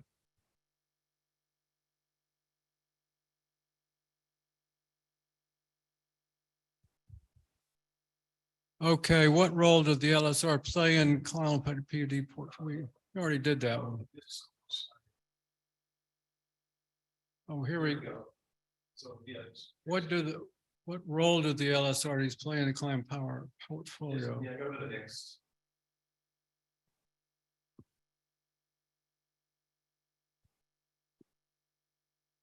Okay, so supports PUD goals for regional development and quality of life.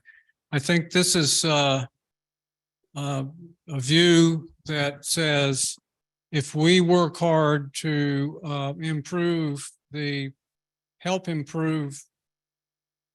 environment wherever, it's going to help us here too.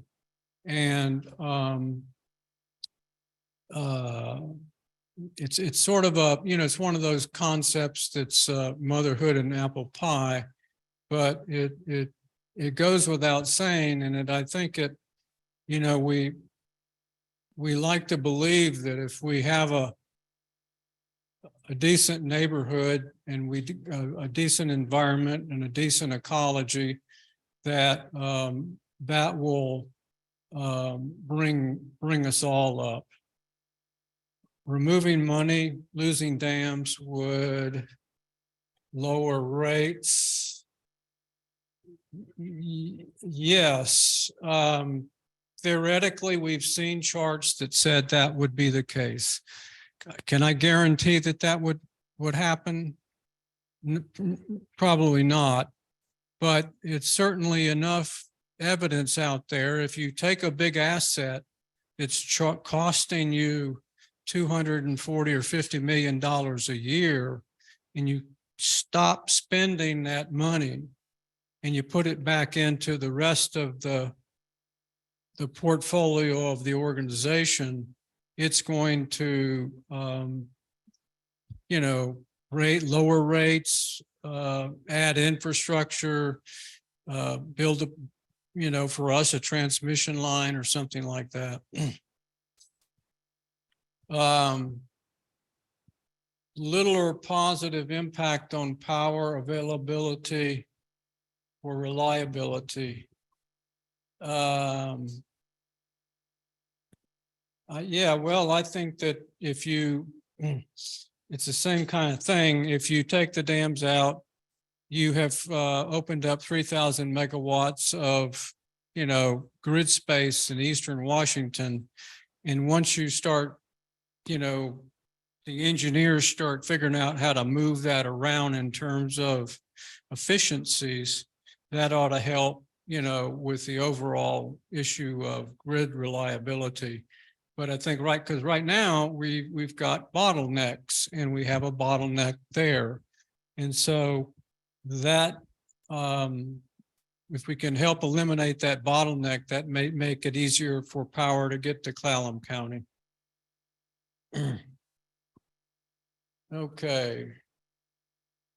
Support PUDs for enhanced salmon fishery. I think we've talked about that enough where, we're basically, you fix a fishery over here, it's going to benefit one over here too. And that restores southern resident killer whales simply by providing more predators for them, fish for them to eat. Little or positive impact on power availability, reliability. Yeah, there will be, again, those dams over there are certain things that have a kind of a long leash on them, and they don't pan out real quick in terms of benefits for us. But if they benefit the Pacific Northwest, then that helps us too. Okay. So that's kind of like one of those motherhood and apple pie things, if you're good to your neighbor, good things are going to happen to you. Renewable energy is queued up to fill the gap. And that's true. There's, I guess it depends on what you mean by gap. There's a ton of renewable energy queued up and it's there. Why is so much there when they may not see that breaching is viable, but what they do see is that they have a market opportunity to put more power into the system. Recent percent of all of our power for is most small. Yes, that's true. So we're just going with that one. Cover the last couple slides here quickly. This is a vision document done by the Clallam or the Macaw tribe out at Nia Bay. And this is a sense of what they're looking for in terms of community. And obviously for this to happen, you have to have good power. You have to have reliable power. You basically have to have a lot of good things going on. And so it begs the question, okay, this is what gets the planners to say, how are we going to deliver on the infrastructure, water, sewer, power to support that kind of development? Next chart, I think, is the same kind of thing. That's the last. That was the last slide. This is the last one. This is. Okay, time is running out for Lower Snake River salmon and southern resident orcas. It's been said over and over again. I don't know how to repeat it. It just every day that goes by, another workup, gets closer to death. And there's nothing that there's nothing out there that is immediately improving salmon survival. The only thing that can do that is the removal of the dams. And that's just the sad truth of it. Dams are no longer cost effective and are losing money. We've already covered that. BPA could invest in local renewable energy with more money currently lost on dams along with profits. Yeah, we've said that, that you can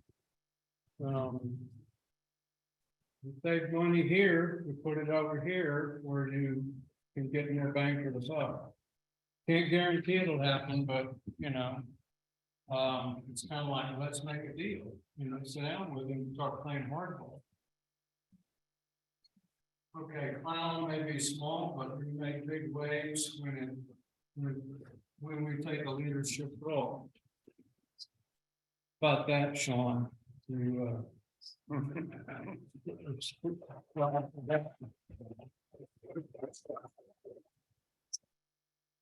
No, really, we think we can. Somebody's got to stand up for these issues and people and salmon and just if it's not us, who? Simple as that. Okay, that's all I've got. I'll take one or two more questions, and I think we pretty well covered everybody else.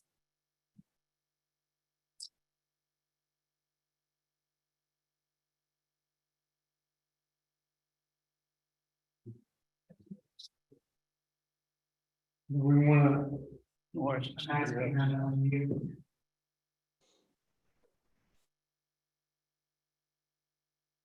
ahead, Brad.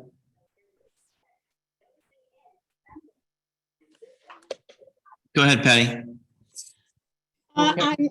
a little bit curious about this meeting, and I'm not saying I'm for or against what the presentation is, but you had a public agenda put out that it was a special PUD meeting with an agenda.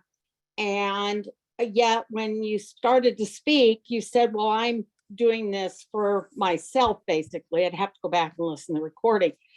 And then there was a lot of discussion about your position with Snake River Dams. That I don't know if you're aware or not, but there's a policy, at least I understand it, because I've asked to use the room and referred people to use the room. And it can only be used for nonprofits or governmental entities.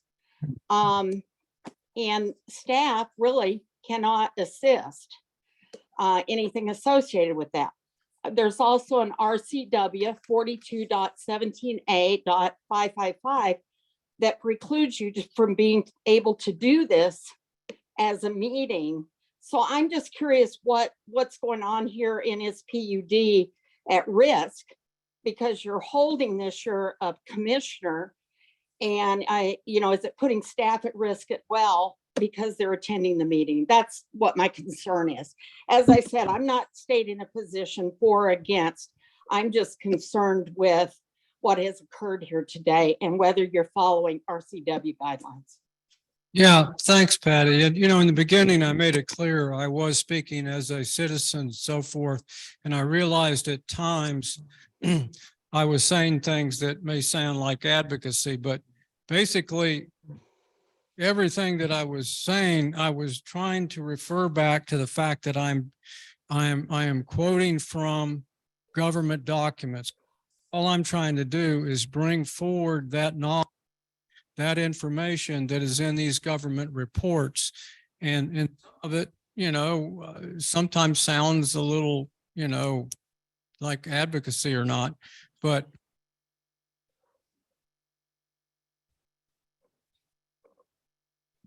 one would simply, point out this information, and in the information, obviously there's places in here where it said, the dams ought to be breached. And so what do? Not ignore that and simply say, the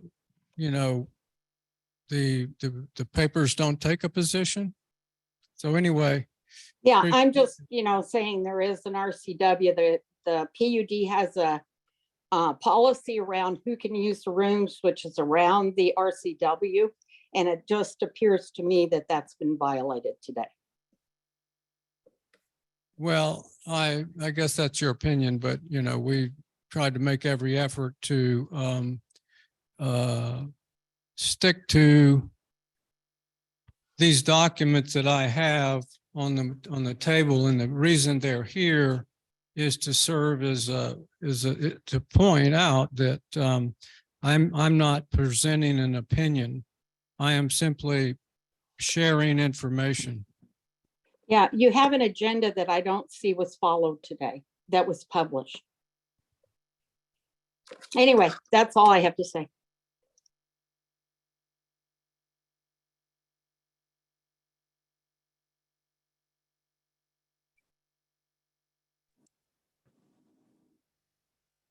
Yeah, I have a follow-up question, Jim.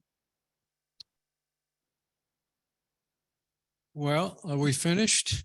Jim, I had a question here. I was just asked to unmute, but.